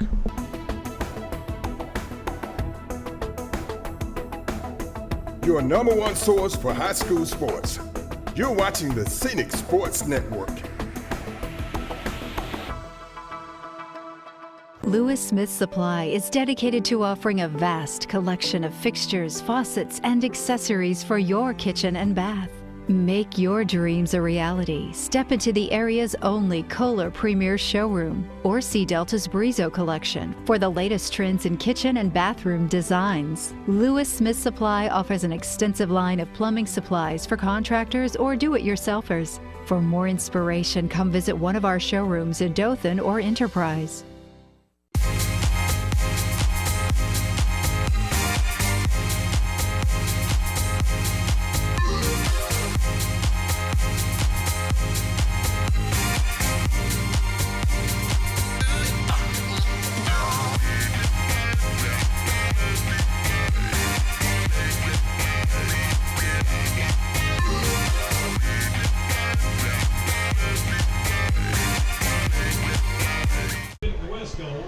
Welcome back to Providence Christian High School right as we kick off for the second half, and Providence doing just a little squib kick and Opp doing a good job of getting on top of it. Mike Bridges alongside Corey Driggers bringing you here the action. Opp leading 20-6, and the game started off with a lot of fireworks and really fizzled out there in the latter part of the second half. Yeah, it did. We, of course, as we talked about, made some mistakes, hurt ourselves a few times, had a call or two that kind of didn't go our way. All of those things compounded. But we were able to stop Opp at the end of the half and keep them off the board on those last two drives that they had. So that was a big plus. So hopefully we can build on that. Unofficially, Opp with about 200 yards of total offense in the first half. And when you look at that, really a lot of that came on 3 plays. That's Terry Davis going for 2 yards there. He started the fireworks off with a 55-yard touchdown run in the first play that Opp ran from scrimmage. He only had -1 yard after that, finished the first half with 54 yards. A couple of carries were brought back because of penalty. The big play was Jennings with 146 yards unofficially passing, 90 coming on 1 play. And Opp going in just a crossing route over the middle, and that's going to be a big play and taking the ball possibly into the end zone. And he's going to be knocked down just at about the 1-yard line. And so just a little crossing play turns into just about 47 yards. I wondered if they marked him out of bounds at the 16 or 16-yard line. I see a referee over there with his foot on the sideline, and I thought I heard the whistle blow long before he was tackled there just short of the goal line. Let's see. So they're going to mark him down at the 16-yard line. There was no real whistle. It didn't sound like there, but either way, give him just about 39 yards on that pass play. And this is what Day Stoudemire has done tonight. He had a reception for 30 yards, 90 yards, and now another one for 39 yards, setting Opp up at the 16-yard line, first down. Jennings back under a little bit of pressure. He's got a little bit of an outlet and gets it down inside the 10-yard line where it'll be first and goal. Yeah, really good job there by Jennings, showing his poise and his experience. He looked at his first option, I believe his second option, and then he saw nothing there, dumped it off for the screen pass off to the right side. Very safe play, well set up by Opp, and a very positive play for them as they're trying to get it in to the end zone here. Yeah, that was Jatarius Davis on that catch there, and his first catch of the night, but already 50 yards passing for Jennings here in the second half. He had 146 in the first half. He's back to pass once again, goes right over the middle of that crossing route, and just this easy pitch and catch there for a touchdown. Yeah, they obviously credit the coaches in the play calling for Opp. They've seen something in the middle of our defense, and it's literally wide open. The crossing routes are just a pitch and catch. He's got plenty of time to make the throw, and those receivers are wide open coming over the middle. We've got to make an adjustment there if we want to slow them down. That is not the start to the second half that we wanted to see, obviously.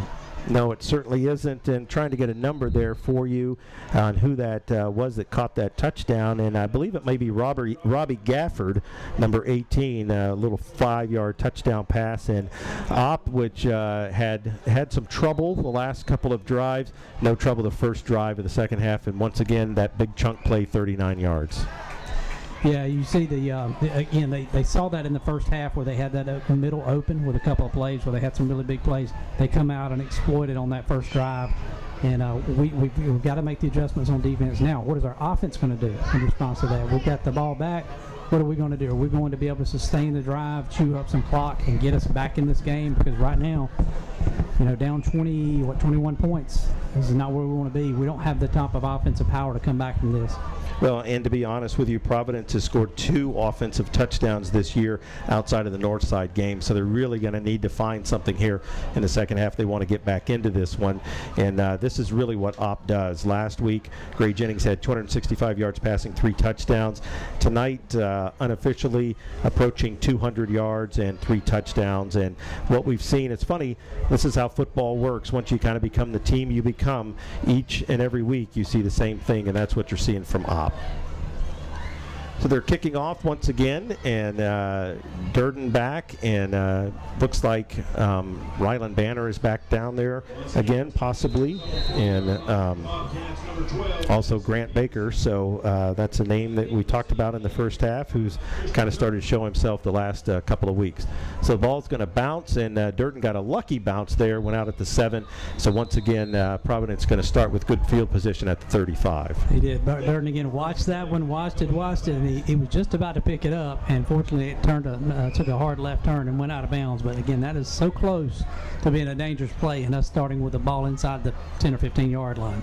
It was actually Davis Bolton who was back there, who's also the field goal kicker. He's 13. We were seeing if Ryland Banner was back there, 23. Yeah, I'm trying to find Banner on the sideline or on the field at this point. I haven't seen him just yet. He ran off the field after the injury. That was a good sign as we went into halftime after he'd been injured on the last play. He does have a something with his arm, though, so we'll check to see if he's going to come back in this one. So first down at the 35-yard line. Providence had 2 good drives. The first drive, very crisp, 9 plays right down the field.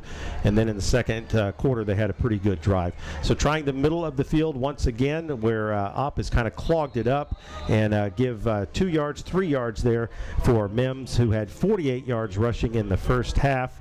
And so far this year, he's really been their best rushing option, even though they got Christian Durden in the backfield. Yeah, Mims was some hard running there. He gained a few yards, and he earned every bit of that. Number 1 and number 2, Jennings and Hill, the middle linebackers for the Bobcats, both got to him in a hurry and stopped him quickly. Both those guys are just so big, so powerful. So Durden's still in the backfield, and as we said, we have not seen Ryland Banner in the backfield, seeing a little bit more Grant Baker there. You see him go in motion, and Mims going to go up to pass, and he's got Baker open, who puts himself in a good position to get some positive yards there and give him, probably give him 6 yards, 7 yards on that, making a very manageable 3rd down and 3. Yeah, well-designed play, little play action there. Got some movement and motion, of course, pre-snap in the backfield. It's got the defender's eyes moving around. Fake the handoff there and then toss it up on a little screen pass. Good positive yardage there. Safe play as well. And now this is a big 3rd down for us. We need to convert. Baker had the touchdown catch in the first quarter when Mims threw it sort of shot put style, and he was able to pick the ball off the field in the end zone for the touchdown. So that's 2 catches now for 19 yards. So it's 3rd down and a long 2.5. Baker goes in motion, and not 100% sure that's what the play call was. Mims going to get the 1st down, so give him 4 yards on that. He's 1 yard past it, and that'll be 1st down at the 46. Good job by the left side of our offensive line there, really giving him a push, and then Mims does what he does, lowers his head. Really, really tough yardage there, and he earned every bit of that for the 1st down. Good job by Mims. Not something we haven't seen many times before. He just runs so hard. He gives you 110% every play. Well, it gives everybody a lift to get that 1st down here. If they had to punt or turn the ball over after Opp had gone down, it really would have taken some wind out of the sails. So Durden's still in the backfield. Mims going to take it from the shotgun snap. He's going to give it to Durden, who kind of just worms his way through and give him 2 yards there. And it's just been tough going tonight for Christian Durden. He had 27 yards in the first half and 1 8-yard catch. And like we talked about at the time, I do like that middle screen that they run with him. I'd like to see that a couple more times. I'd like to see him get in space. He's having to pick his way through so much traffic. Yeah, Durden really is at his best when he can get that foot planted and then can make one move. If you can just give him enough space to make that cut back for one move, he's shifty enough to turn even what looks like a short gain into a 7-8 yard gain with just a little breathing room. Yeah, you think about the first time you heard his name in the HA game a few years ago, and he took the ball 80 yards for a touchdown. He's got some real opportunities to be special. It's just hard to get him out in space. So Mims going to go straight up one more time, give him a couple yards here. Going to bring up a 3rd down and 6. Yeah, old school big boy football here, just pounding on each other inside there, both lines of scrimmage, offense, defense, giving it everything they have. And you got to credit our guys for continuing to go at this big off defense, trying to move these guys around, using technique, whatever they can, whatever leverage they can get, because we're certainly oversized. We're doing a good job of moving the ball. The clock is running, 7.5 minutes to go in the third quarter. Opp leading 27-6. Mims going to take the snap here. He's going to go back to pass. Going to be that screen that we like so well. If Durden can get past, he does. Break the one tackle, gets down to the 40, breaks another tackle, able to push forward to about the 36-yard line. Exactly what we talked about. Get him in space, and good things will happen. Yeah, good call there by Mike Bridges, the offensive coordinator. That was well said. That is a good play. You get it in Durden's hands, give him some space to make something happen, and he pretty much always does. If he just has a chance to make that first guy miss. Number 18, Robbie Gafford, who just scored a touchdown for the Bobcats on the tackle there. Kind of a shoestring deal. Durden almost got away from him as well. That's a 13-yard gain, and one of the things we were talking about is the size of the defensive line for Opp. We saw one of the guys really walking off already tired. That's exactly what you want to see. So Mims going to roll out. Looked like a little bit of a pass, and it looks like Jennings was able to just get enough of him. I think at that point, Mims needs to either commit to passing or commit to running, and Jennings able to get him down because he wasn't quite sure what to do. Yeah, we've seen Jennings shoot the gap really, really hard a couple times to try to time the snap count. There, he shoots the gap, had the momentum. I think Mims wins a foot race with him if they're just side by side and going straight ahead. But he had the corner on him there, and Mims hesitated a little, as you said. He was able to get enough jersey to bring him down. Strong kid there. Just a little handful of jerseys, all it took for him to bring Mims down.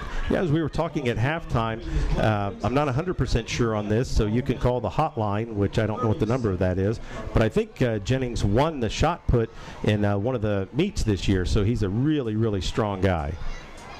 So Mims trying it up the middle once again and possibly getting 2 yards there. Going to set up a third and long, probably a 3rd and 10. Yeah, it looks like we're going to have to go back to the air here to try to make this first down. Of course, as you pointed out on a drive in the first half, this is 4-down territory, no question, for Providence on this end of the field and being behind 21 points. Especially at 27-6, they have not shown consistently to be able to stop this offense, and the best defense is having your offense have the ball, and we'll see what they can come up with here. 3rd down and 11, 4 wide receivers to either side with Mims. He's got 2 on either side, and then Christian Durden, and then Mims is going to take it. And basically that's a play where they just want to spread out the defense and see if they can get a little bit more of a cushion inside and give him 6 on that. Yeah, now we've got a 4th and 5, 4th and 4. That's a manageable 4th down play, something that we can run the ball, possibly. We can throw the screen pass. Ops got some things to think about here. When it's 4th and 10 or 12, you know we really don't have much of a chance. We're going to have to throw it. But here are some different things we could do. See what the coaches go into the bag of tricks and pull out here. Well, you'd like to see more consistency in the passing game, and Mims been a little bit better tonight and looking coming up on 60 yards passing, and needs to come up with 6 yards here, 4th down and 6 at the 31. And he's going to go once again inside, and it's going to work. He's going to get the first down and give him 10 yards down to 9 yards down to the 22. Really good block in there, really good fake. Everything was done well, executed perfectly there. I saw 53. I want to give Tyler Wilkes some credit there on that play. Mims with a good play fake, and we had in the pre-snap formation, we're spread out there, and we're not clogged up quite so much. And you give him some room, he can get around these defensive linemen. They're big, they're huge, but they're slow. So yeah, a good play there. They're not real quick, and not real good side to side. And you can already see 74 there is winded here starting the second half. So Durden's going to get it, the big hole, best hole of the night, and you can see him get into the end zone there for a 22-yard touchdown. And dare I say, his best run of the season. But you can see what he can do. Get him out in the open field. Broke a couple of tackles. And 27-13, 27-12. See if they go for 2. But for the moment, Providence looks like they're a little bit back into this one. Yeah, really good job there. Again, we're spread out pre-snap. We're spread out. Our offensive linemen are able to hold their block just long enough for him to spring free into the secondary, and then Durden makes things happen. I want to give a shout out there. 72, Michael Shiver, 61, Mason Colley, 53, again, Tyler Wilkes. This offensive line is starting to move these guys around a little bit, and that's what we want to see that the second half. We've got to take control, if we can, of the line of scrimmage. and I'm glad to see our coaches spreading it out on the field a little bit. And showing them a different look. And the bunched up look is really playing to Opp's strength with those big defensive linemen. So Providence lining up to go for 2, wants to sit and talk about it. So we'll take a break with them. 4 minutes to go in the third quarter. Providence looking at a 2-point conversion. We'll bring it to you when we're back on the Scenic Sports Cable Network. Looking at the 2-point conversion here at Providence Christian High School. Providence just going on a long drive to get back in the game at 27-12, going for 2. And Mims takes it, and there's a real scrum, and doesn't look like he got it. It's kind of hard to tell, and got right to the goal line, but was not able to get in. And our score is going to be 27-12 with 4 minutes to go. Opp getting the ball for the second time here coming up.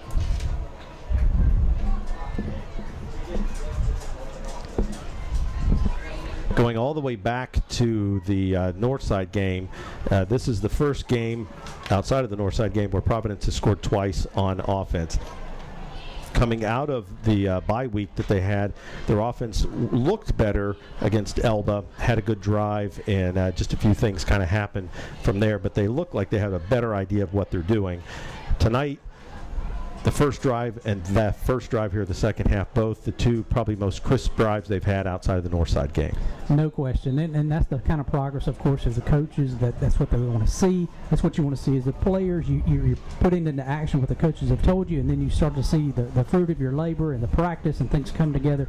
And our coaches have to feel good about what they've seen, that we're scoring these points against Opp, because we've talked about their defense. And they had shut down a lot of good teams this year, held them to very low point totals, and for us to score against them even twice, I mean, I don't know if we're going to come back and win this game. It's certainly an uphill battle, but we've got some positives that we can take out of this game heading into HA next week. Absolutely, and Opp coming in just giving up 9 points a game the last 2 weeks, have been shutouts. They come in at 5-1. Their one loss to Elba, and they lost that one 33-28, and probably had some opportunities in that game. Elba came in last week and really controlled the line of scrimmage against Providence after the first Providence drive.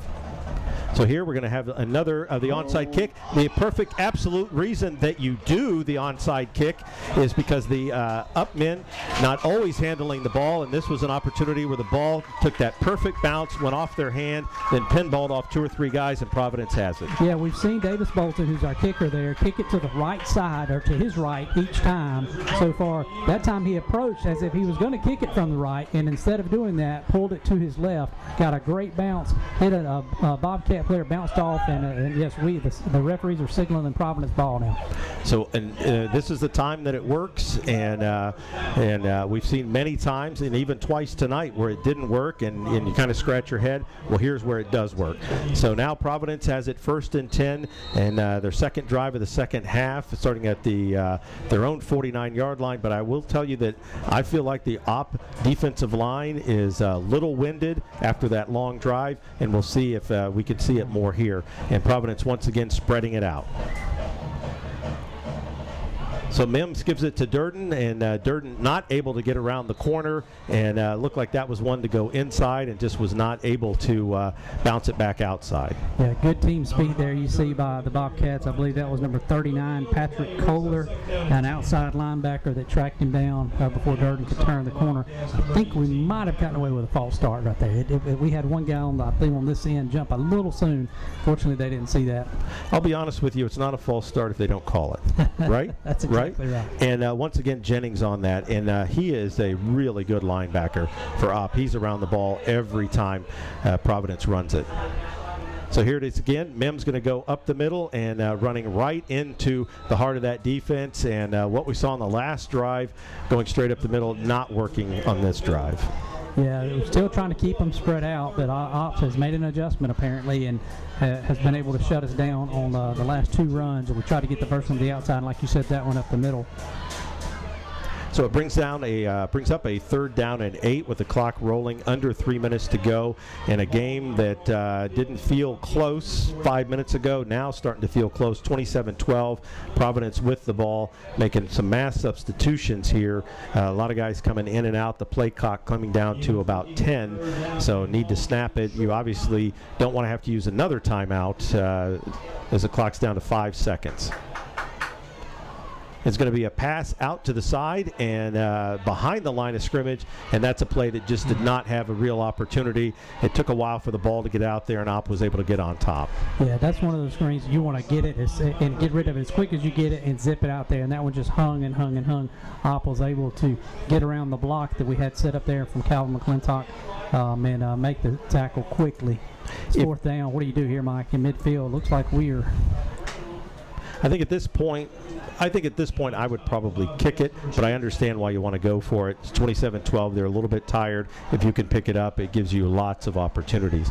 If you ever watch the Gruden quarterback camp, he would talk a lot about that play and have guys go out there with footballs without laces, so they would throw it quickly right away as opposed to trying to find the lace, then throwing it. That was a good example of that. So 4th down and 8. Mims going to go back to pass, and he throws it. He's got a guy open, able to get it into Grant Baker. There's that name again. 38-yard line. That's a first down, and give him 10 yards on that pass play. Really good play there. Mims was able to get his feet set and got rid of the ball. He got rid of the ball in time a little sooner than he's been getting rid of them on some of the other throws. And we heard our coaches next to us say, throw it now, because they knew it was time for him to get rid of it. He did, and a very positive play on 4th down there to keep the chains moving. Yeah, and if you lob, you don't want to say much critical about high school guys because you know they're trying to do the best they can. And Mims could throw the ball just a tick quicker.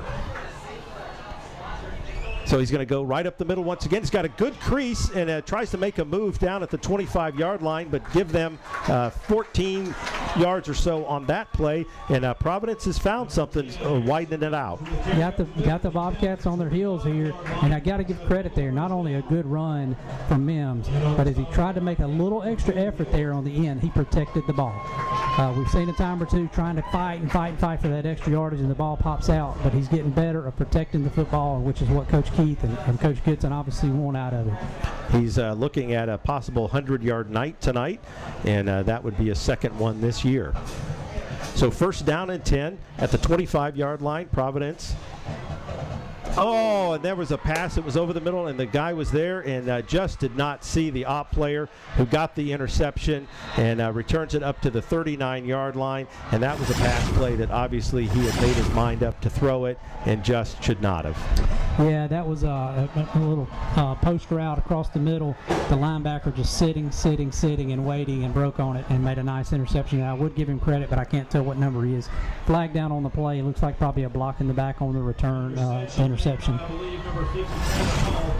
We think the PA announced that was Tanner Hall that got the interception there, and Mims went back, and I think he was trying to throw it to either Calvin McClintock or Ebb Anderson. I couldn't quite tell. It might have been McClintock, and he was there, but it was going to be a tight window throw, and he would have needed to throw that a little bit quicker.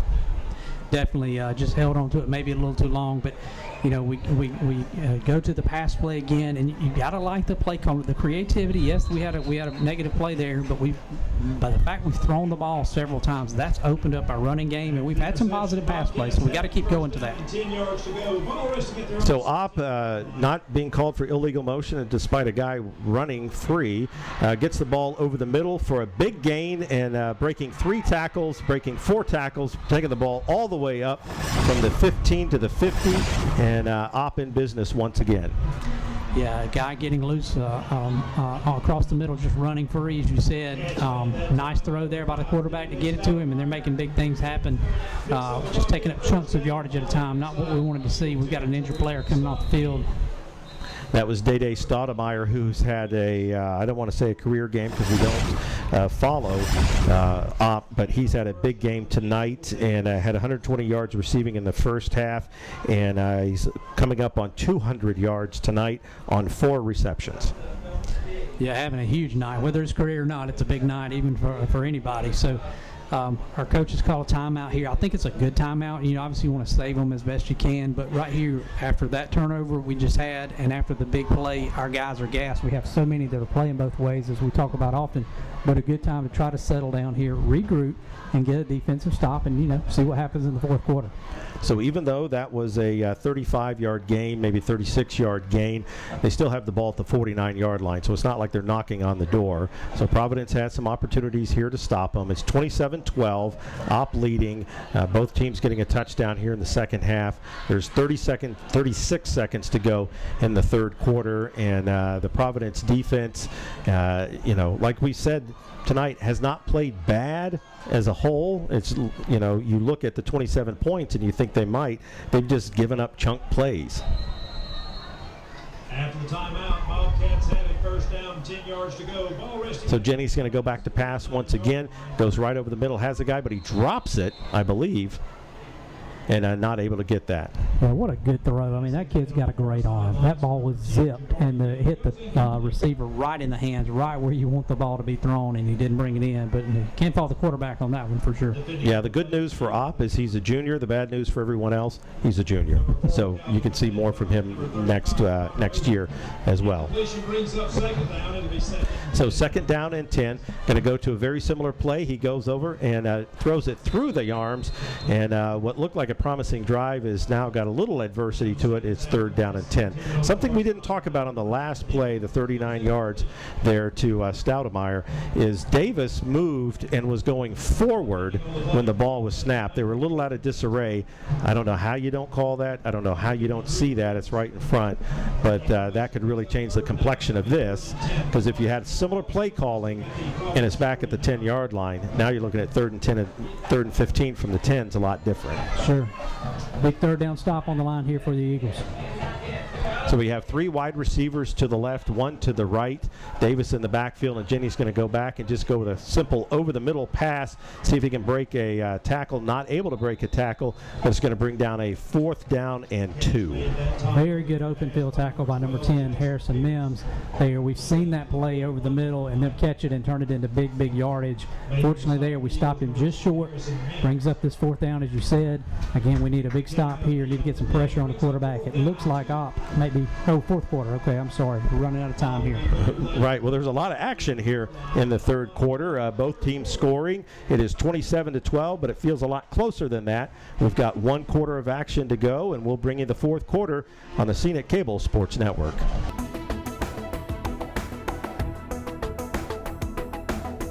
Your number one source for high school sports. You're watching the Scenic Sports Network.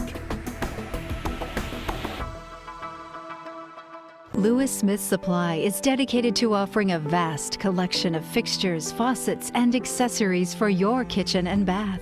Make your dreams a reality. Step into the area's only Kohler Premier Showroom or see Delta's Brizo collection for the latest trends in kitchen and bathroom designs. Lewis Smith Supply offers an extensive line of plumbing supplies for contractors or do-it-yourselfers. For more inspiration, come visit one of our showrooms in Dothan or Enterprise.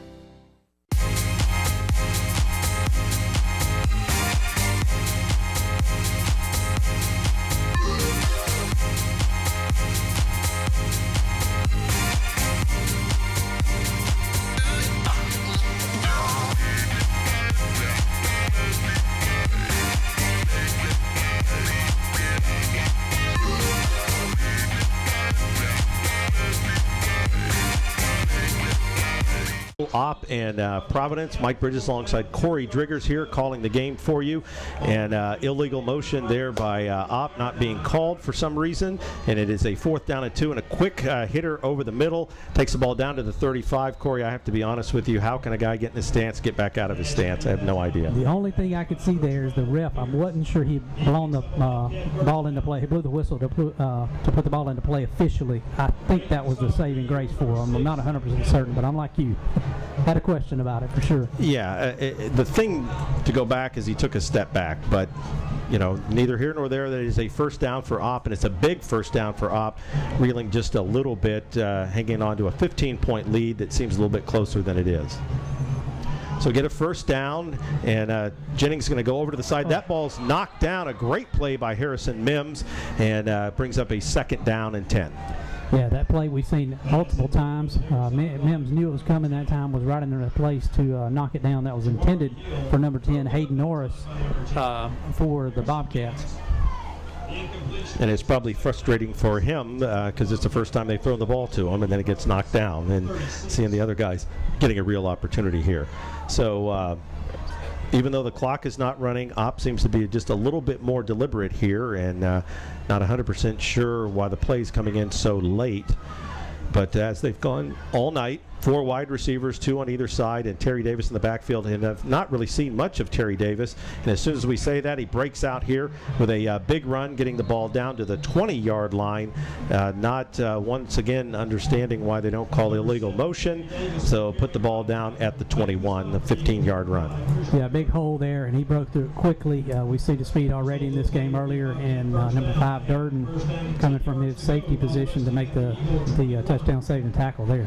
Really surprised that he's not running it more. Now we're seeing him here running it, but you see him cut back, get into the middle. Looks like he's going to bring some tacklers down to about the 2-yard line, and he's got a lot of skill. Give him 19 on that, so give him 34 yards on the last 2 carries, and something that Opp probably should have been going to earlier in this game. Yeah, they obviously know they've got a great quarterback who can sling it around, but when you're rattling off 15, 20, or 55 yards, as he's done tonight, Davis has done already, I'm not sure why you wouldn't go to him a little more, but I'm afraid we may get our wish here.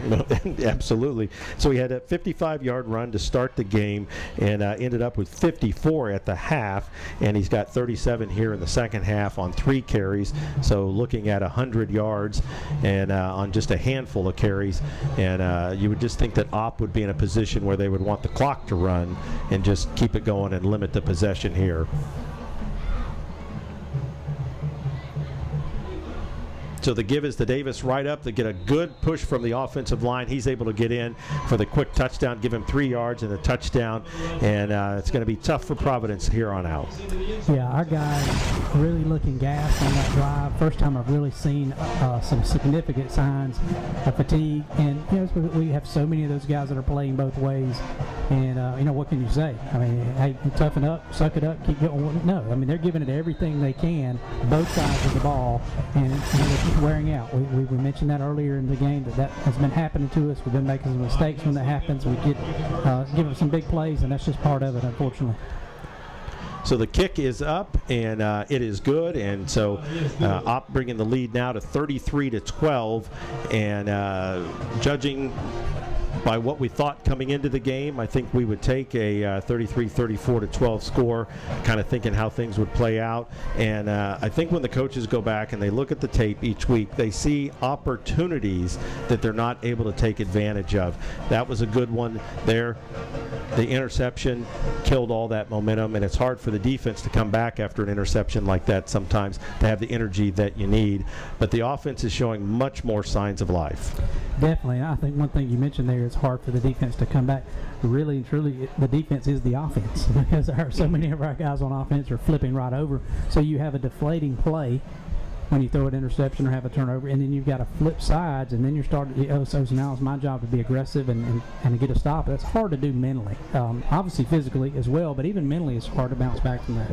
And it's in October, and in the South it still remains hot, so it's not like we have, beautiful 55-degree night to where, you might be able to have a little bit more stamina. It's still hot, still humid, and still takes a lot for guys playing both ways. Kick's going to go deep, and it's going to be taken by the up man at the 20. Going to fight his way up to about the 23-yard line, and so that is Davis Bolton, as we talked about. The place kicker is also the up man, and might be his first return, and good opportunity for him, and his parents proud to see him run the ball up to about the 23-yard line. Yeah, Davis a great kid and got a lot of speed. If he could get to the open field, he's a burner. He can kick it as well. Obviously, he's our kicker, but he's really got a good bit of speed. If he could just get that corner, get a chance, we could see some of that hopefully on display this year at some point, or hopefully in the years to come. So 10:41 to go in the fourth quarter, 34-12 Opp, and in control. Been in control most of the game. Mid-third quarter, late third quarter, things seemed a little bit more adversity than they had before. And here's a play to Durden. He's going to go for about 2 yards. That was obviously illegal motion, but they didn't call it on Opp, so apparently it's not going to be called tonight. So yeah, I thought I saw that too. I didn't think it was just me, Mike. We looked a little discombobulated there on the timing of that. And one of the things with the type of offense we run, if the timing is off from any player out of the 11, it's going to mess the play up to some degree, and most of the time a large degree, because we rely on that timing, those angles for the blocking, the leverage so much.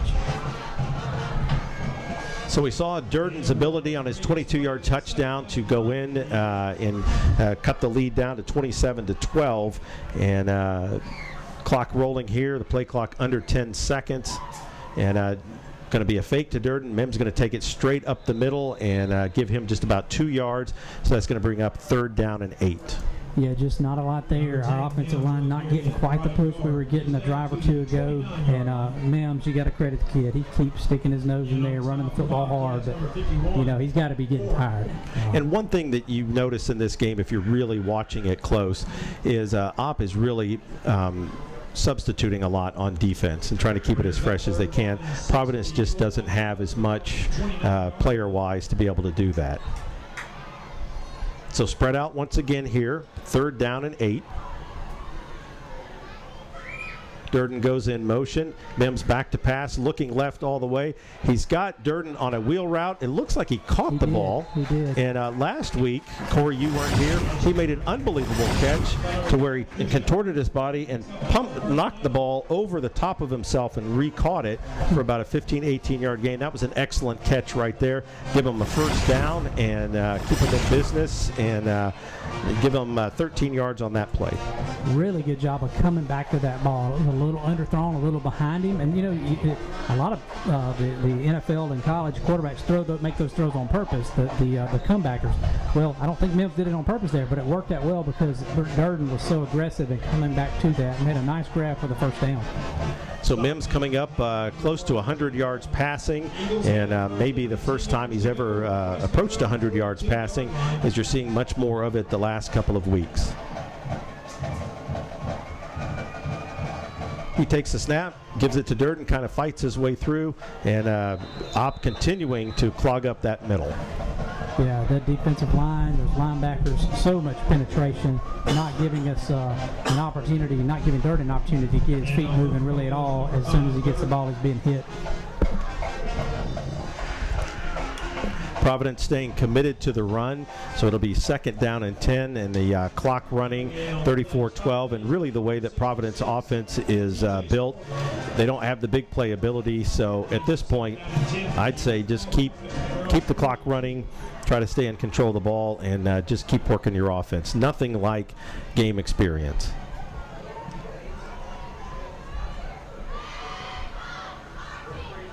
So Mims going to pass, looking left, and has a man open, and that's going to relatively be right at the line of scrimmage, and going to bring up a 3rd down and 10. Yeah, that was Durden on the catch, but just no gain there. Mims had to get rid of it quick. He tried to set up the screen, I believe. There was a jailbreak, of course, of the defensive line, which you want on the screen. You want to allow that to happen. Mims got rid of it quick, but they had a guy that snuffed it out on the defensive side of the ball for the Bobcats. And sometimes we'll complain about offense, or they could have done this, should have done this. You really have to give the Opp defense some credit. It's one of the better defenses that we've seen this year. Obviously, they've got 3 shutouts, and they're always around the ball, really sure tacklers. So it's 3rd down and 10. Mims going to go straight back to pass. Going to be under a little pressure. Going to go up high. Got a guy wide open.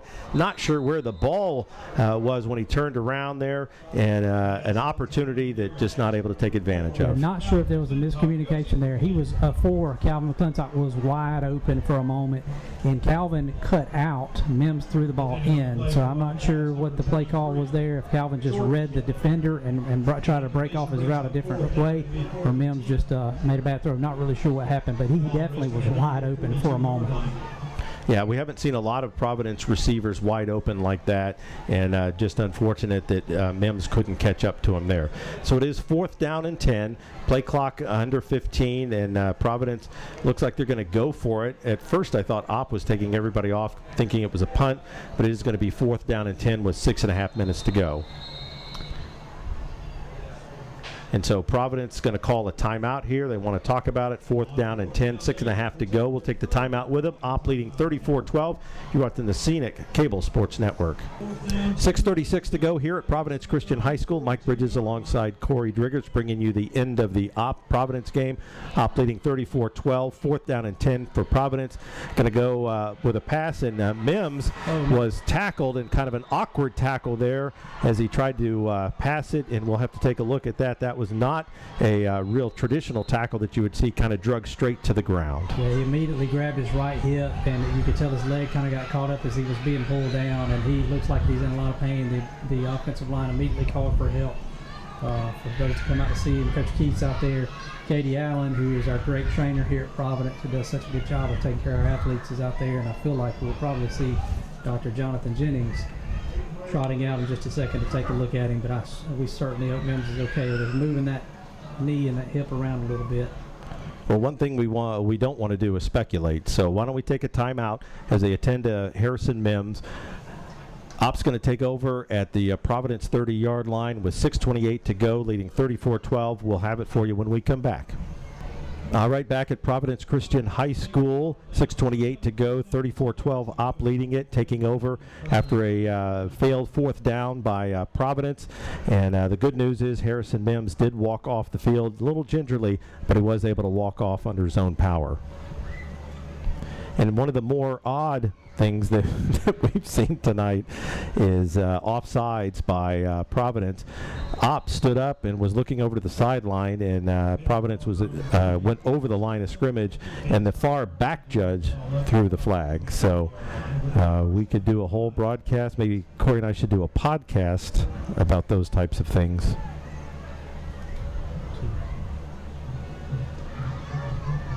See Craig Pittman, number 2, warming up on the Providence sideline. Maybe going to be coming in for Mims. So the give is to Terry Davis, and he wings his way through and give him just about 12 yards on the play, and he's been getting some real chunk plays after we inadvertently said that we hadn't seen much of him. They start handing him the ball, and you're starting to see him with his tired defense getting 8, 10, 12 yards each time. Yeah, it looked like he had a lot of daylight there, but 53, Tyler Wilkes made a nice open field tackle and brought him down. Ball resting at the Eagle 18. So the clock continuing to run, coming up under 6 minutes to go, and as Opp came in at 5-1, and their only loss to Elba, which, as we saw last week, was a very, very solid team. I think Opp has a solid team. Last year, making it to the second round of the playoffs, lost to Montgomery Catholic 38-0. You feel like they have that kind of team again that can make some noise in the playoffs. Davis going up, an excellent tackle by Providence. Looks like that was Christian Durden getting in there and stopping him for about a 2-yard gain. And the nice thing that you like to see here is the Providence defense continuing to play hard. Yeah, that's Durden. He's giving it everything he has as well. And unfortunately, as he goes down with an injury, it looks like a cramp, fortunately, of all things. We don't want a serious injury of any sort, but hopefully it's just a cramp and can get some more fluids in him, and he'll be able to keep going for us tonight. Number 6 also helped out on that a little bit. Zach Gamble on that tackle. Durden's going to come off now.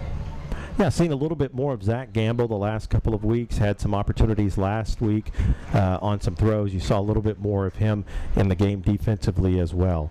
So Terry Davis going over 100 yards rushing, and had 54 at the half. Of course, that electrifying 55-yard run on the first play of scrimmage for Opp, and getting some chunk plays here in the second half.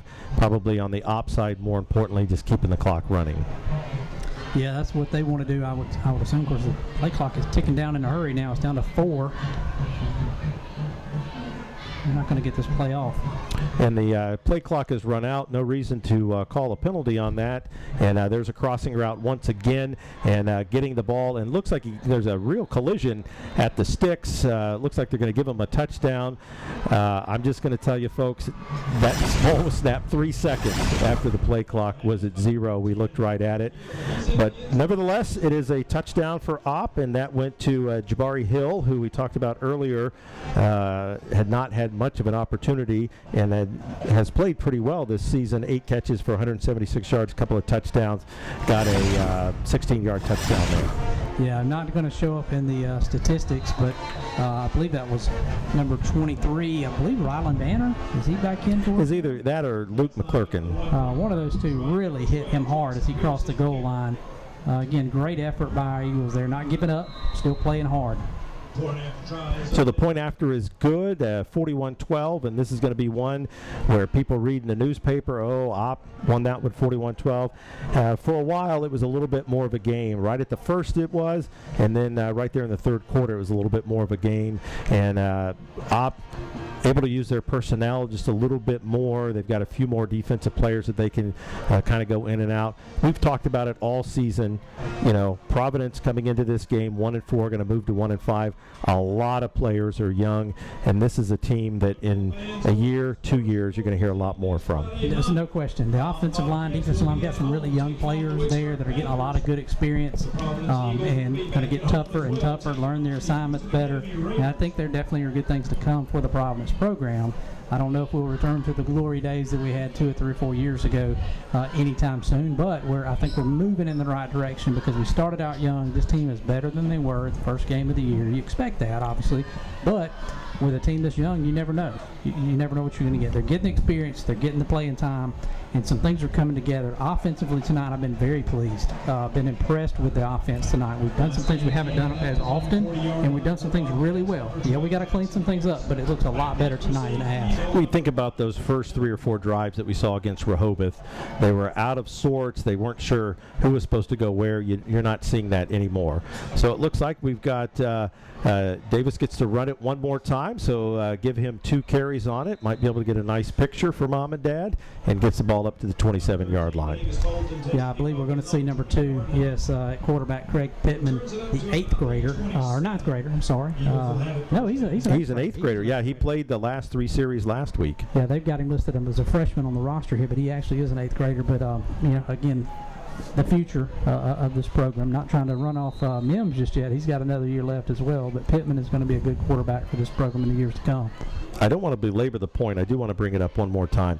That touchdown came 3 seconds after the play clock went to 0. I mean, I'm almost stunned at that. So Pittman going to run it up the middle, very much like Mims did a number of times, and give him 1 yard. Number 2, Craig Pittman. I think we've got a 17 is in now for us. That's Gabe Pemberton. He's played some about tonight. I was looking to see if we had some new faces in there, but it looks like we still got most of our starters in, other than Pittman, who is filling in for Mims after the injury. Mims tonight, very, very hard running, keeping the chains moving. I have him unofficially right around 90 yards or so. He had 177 earlier this year against Northside, so he's had a bigger night. But the last couple of weeks, he's kept so many drives going and so many opportunities going with tough running inside. Christian Durden still in there, and he goes in motion, and it's an inside handoff and not much going there. And one thing that you can give it to Opp, they're not giving up at all defensively. They've got some cleaner jerseys in there, but they're continuing to clog the middle. Yeah, they are. That still size. Like you said, these are some second string, maybe even third string. Looks like coming out here. They still got some pretty big kids, even with the depth that they're bringing in now. The Eagles 3:19, 3:18. The clock continues to run. We've got 3rd and long here. I'm sure we'll keep it on the ground to make sure this clock keeps running. 3rd and 10. So it's 3rd down and 10, and very much what Providence has been in a number of times tonight. There's a lot of positives you can take away from a game, even though it's 41-12, and things that they can build on. So it's an inside handoff to Durden. He's got a real opportunity here. He breaks free. This is going to be his longest run of the season. He's going to be gone for a touchdown, and Providence gets her third touchdown of the night and give him 73 yards. That's going to be by far his longest run of the season, and he'll have a 2-touchdown night. Yeah, really impressive run there. The offensive line obviously gave him something to see, a little opening, and he shot through it quickly. And I was really impressed with his breakaway speed there. That nobody was going to catch him when he got into the open field. Something positive there, Mike. Something good to end this game with here. Obviously, we've got another couple of minutes left, but something to carry into the HA game there. A big positive, a good feeling. Something we can go into practice this week again and build on as we're putting up 3 scores against a really, really good defense. Absolutely. And give Durden approaching 140, 150 yards on the night. And again, my statistics are unofficial, but he's got around 140. Providence going to go for 2 again. They tried it earlier and came up about a yard short. We'll see what they do here. And it's going to be a pass right over the middle, and Grant Baker was open. He pointed to himself. I'm not quite sure if he didn't run exactly right, but the pass not quite on point. Yeah, may have run that route a little deeper than he wanted to. I'm not sure. He got behind the linebacker, it looked like, and sometimes on that slant route, your job is to try to get in front of that linebacker if you can, so your quarterback can have an easier target. So 41-18, and excellent drive, and Christian Durden, his longest run of the season. As we noted earlier, not the longest run of his career. He had 80 yards early on in his career against HA. I say that because HA comes here next week, and I have been around the Providence program. This is my 5th year, and HA has not beaten Providence in those 5 years. This will be the first time it'll be a very competitive game. Yeah, it definitely will be. I think HA thought it was going to be a competitive game last year, and Providence was able to control the game and win it, and I think fairly convincingly. But we're going to see about this year. Obviously, HA comes into the game with a lot of confidence. They're scoring a lot of points. They're a very well-coached team. I can tell you from the talk around town, and this comes directly from some of them, they expect to win this game. They don't think Providence really has a chance. And maybe they're right. I don't think they are. I think we certainly have a chance, especially after some of the things we've seen tonight. But HA certainly has the momentum coming into the game. Well, I feel like if you can have Providence, what we saw tonight, if you can spread them out, you saw that there's a little bit more running lanes, and HA obviously not going to be the same size as what we've seen here with Op, but there is opportunities that Providence will have against HA. You just kind of wonder what HA can do offensively. That's really been their Achilles heel the last 4 or 5 years, just not able to do much offensively. Yeah, they've got a 9th grader quarterback who now has 2 years of varsity experience, basically, who's a really, really good athlete in Caden Mitchell. And, Caden is doing great things for them. They've got some receivers that have some really good size. They've got the running backs. One thing I think, too, this year is maybe some differences. Their line is a little bigger and stronger. They've been playing better on the line. And obviously, I don't care how many skilled players you got. If you don't have a line, it's going to be hard to win football games. But I think they're improving in basically all of the areas that you want to improve in as a team. So it's going to be tough for Providence next week. But it's like every other rivalry game, Alabama, Auburn, Oklahoma, Texas, Michigan, Ohio State. Strange things happen when you have those rivalry games, and even though it hasn't been quite as competitive as HA would like, strange things can still happen. And if they're in the driver's seat, they may see that there's an interception here, there's a dropped pass, there's a fumble, things like that. So you just never know. Well, one thing about those rivalry games that oftentimes gets kids where you get into trouble is you try to do things that really aren't in your comfort zone. And I'm not speaking to the coaches necessarily. I'm just saying kids try to do it a little too much, or the emotions take over. And then you start doing things you're really not as you don't do the things that got you there. You go back to the Patriots, do your job. You hear that all the time from teams, and just do what you're supposed to do. Don't try to overdo it. Don't get excited when you start to see some success that you haven't seen in a while. Colby Ballard in at quarterback, and a host of new players for Op. You can always tell because they have the crisp white jerseys out there, and just going to run the clock out here with 2:20 to go, and 41-18. And what we said, lots of positives to take away from this. Most importantly, it's been the best offensive night that Providence has had, except for the Northside game, and Northside has really been allowing a lot of people to score. So Providence starting to get that offense back together, and as we said, the passing game has opened things up a little bit. There were good opportunities tonight for the passing game that they couldn't quite hit. Maybe a call here or there goes their way. Could be just a little bit different. Lots of new Providence players out there as well, getting a chance to get in on the action as well, as we saw Tyler Wilkes there getting in on the tackle, and we don't hear his name quite as much. Yeah, I also saw 24, Reed Ferris, getting some playing time and helping finish off the tackle there as well. So it is good to see these guys. These guys put in the work during the week. They practice hard. They work out. They do what you ask them to do to help the team, and now they're getting a little reward here at the end of this game, which is good to see. And it's just experience. I mean, it's one thing to do it in practice. It's one thing that the guy's going to step and move to his right or step and move to his left. In game speed, you don't know what the guy's going to do. So it gives you an opportunity and also see how quick the game is as well. Game speed's always faster than practice. Coming up on a minute, 3rd down and 4.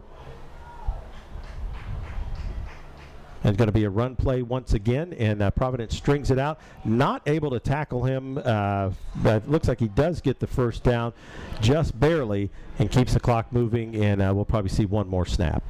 Yeah, that was 40, I believe, for the Eagles. That's Tyson Smith, who's a really good linebacker, going to be a good player in the years to come here for the Eagles. And I believe someone else, I couldn't catch the other jersey number, that had a part in that tackle as well. And if you're an Op fan, that's Zeb Green getting a chance to run the ball a couple of times.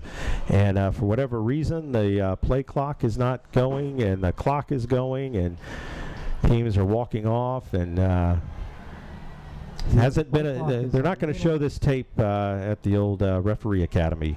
Yeah, I think there's a couple of second differential, but I think they're going to have to snap it one more time unless the referees just let it all run down together. I'm not sure. We'll see. Looks like the Eagles are lining up. They think it's over too. Right. So just when you think you've seen it all, you see one more thing as well, and that's the end of the game, and one of the more bizarre end of the games that you'll see. Opp walks away 41-18 and was the better team tonight, but Providence showed a lot of fight and put a little bit of a scare into them, and scored twice as many points as most teams have against Opp. I think Opp's the team that we're going to see in the region and have a chance to make some noise in the playoffs, and Providence now gets to turn their attention to their main rival. Going to be a big week around here. Going to be a lot of excitement in this town for the rivalry game coming up. Certainly look forward to that taking place, and hopefully with some hard work and some good play calling and some execution, the Eagles can come out on top next week. It is going to be the last home game as well, HA next week, and you'll be able to see that on the Scenic Cable Sports Network. Following that is New Brockton, Daleville, and Florala. All of those will be on the road, and Providence has a chance in those 3 games as well to maybe pick up some victories, some momentum for next year. Most likely not a playoff team this year. 41-18 is the final. Opp with the win. They move to 6-1, and Providence falls to 1-5. Check Scenic Cable Sports Network next week for the HA game. For Corey Driggers, I'm Mike Bridges, wishing you a good night, and thanks for watching.